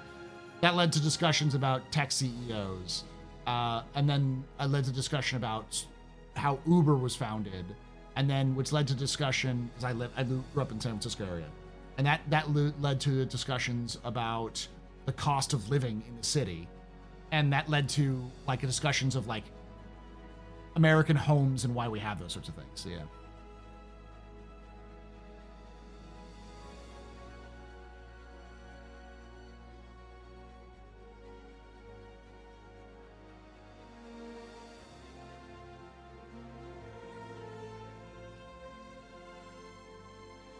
Do not separate the help from the household.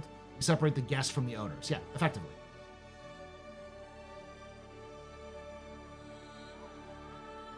So anyway, the Drake bucket.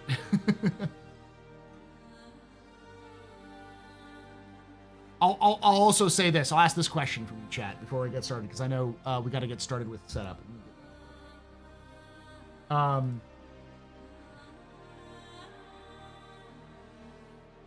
It's grim.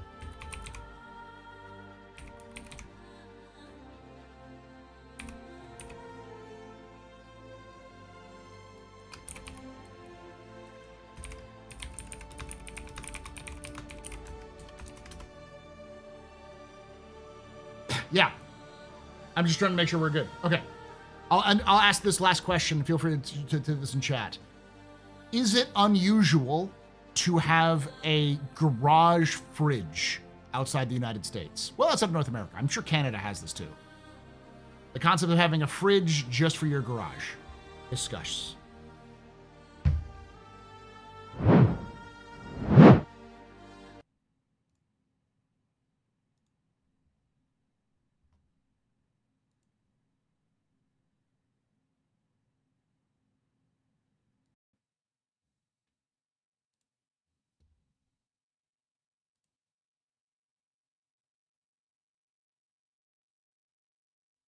Hello.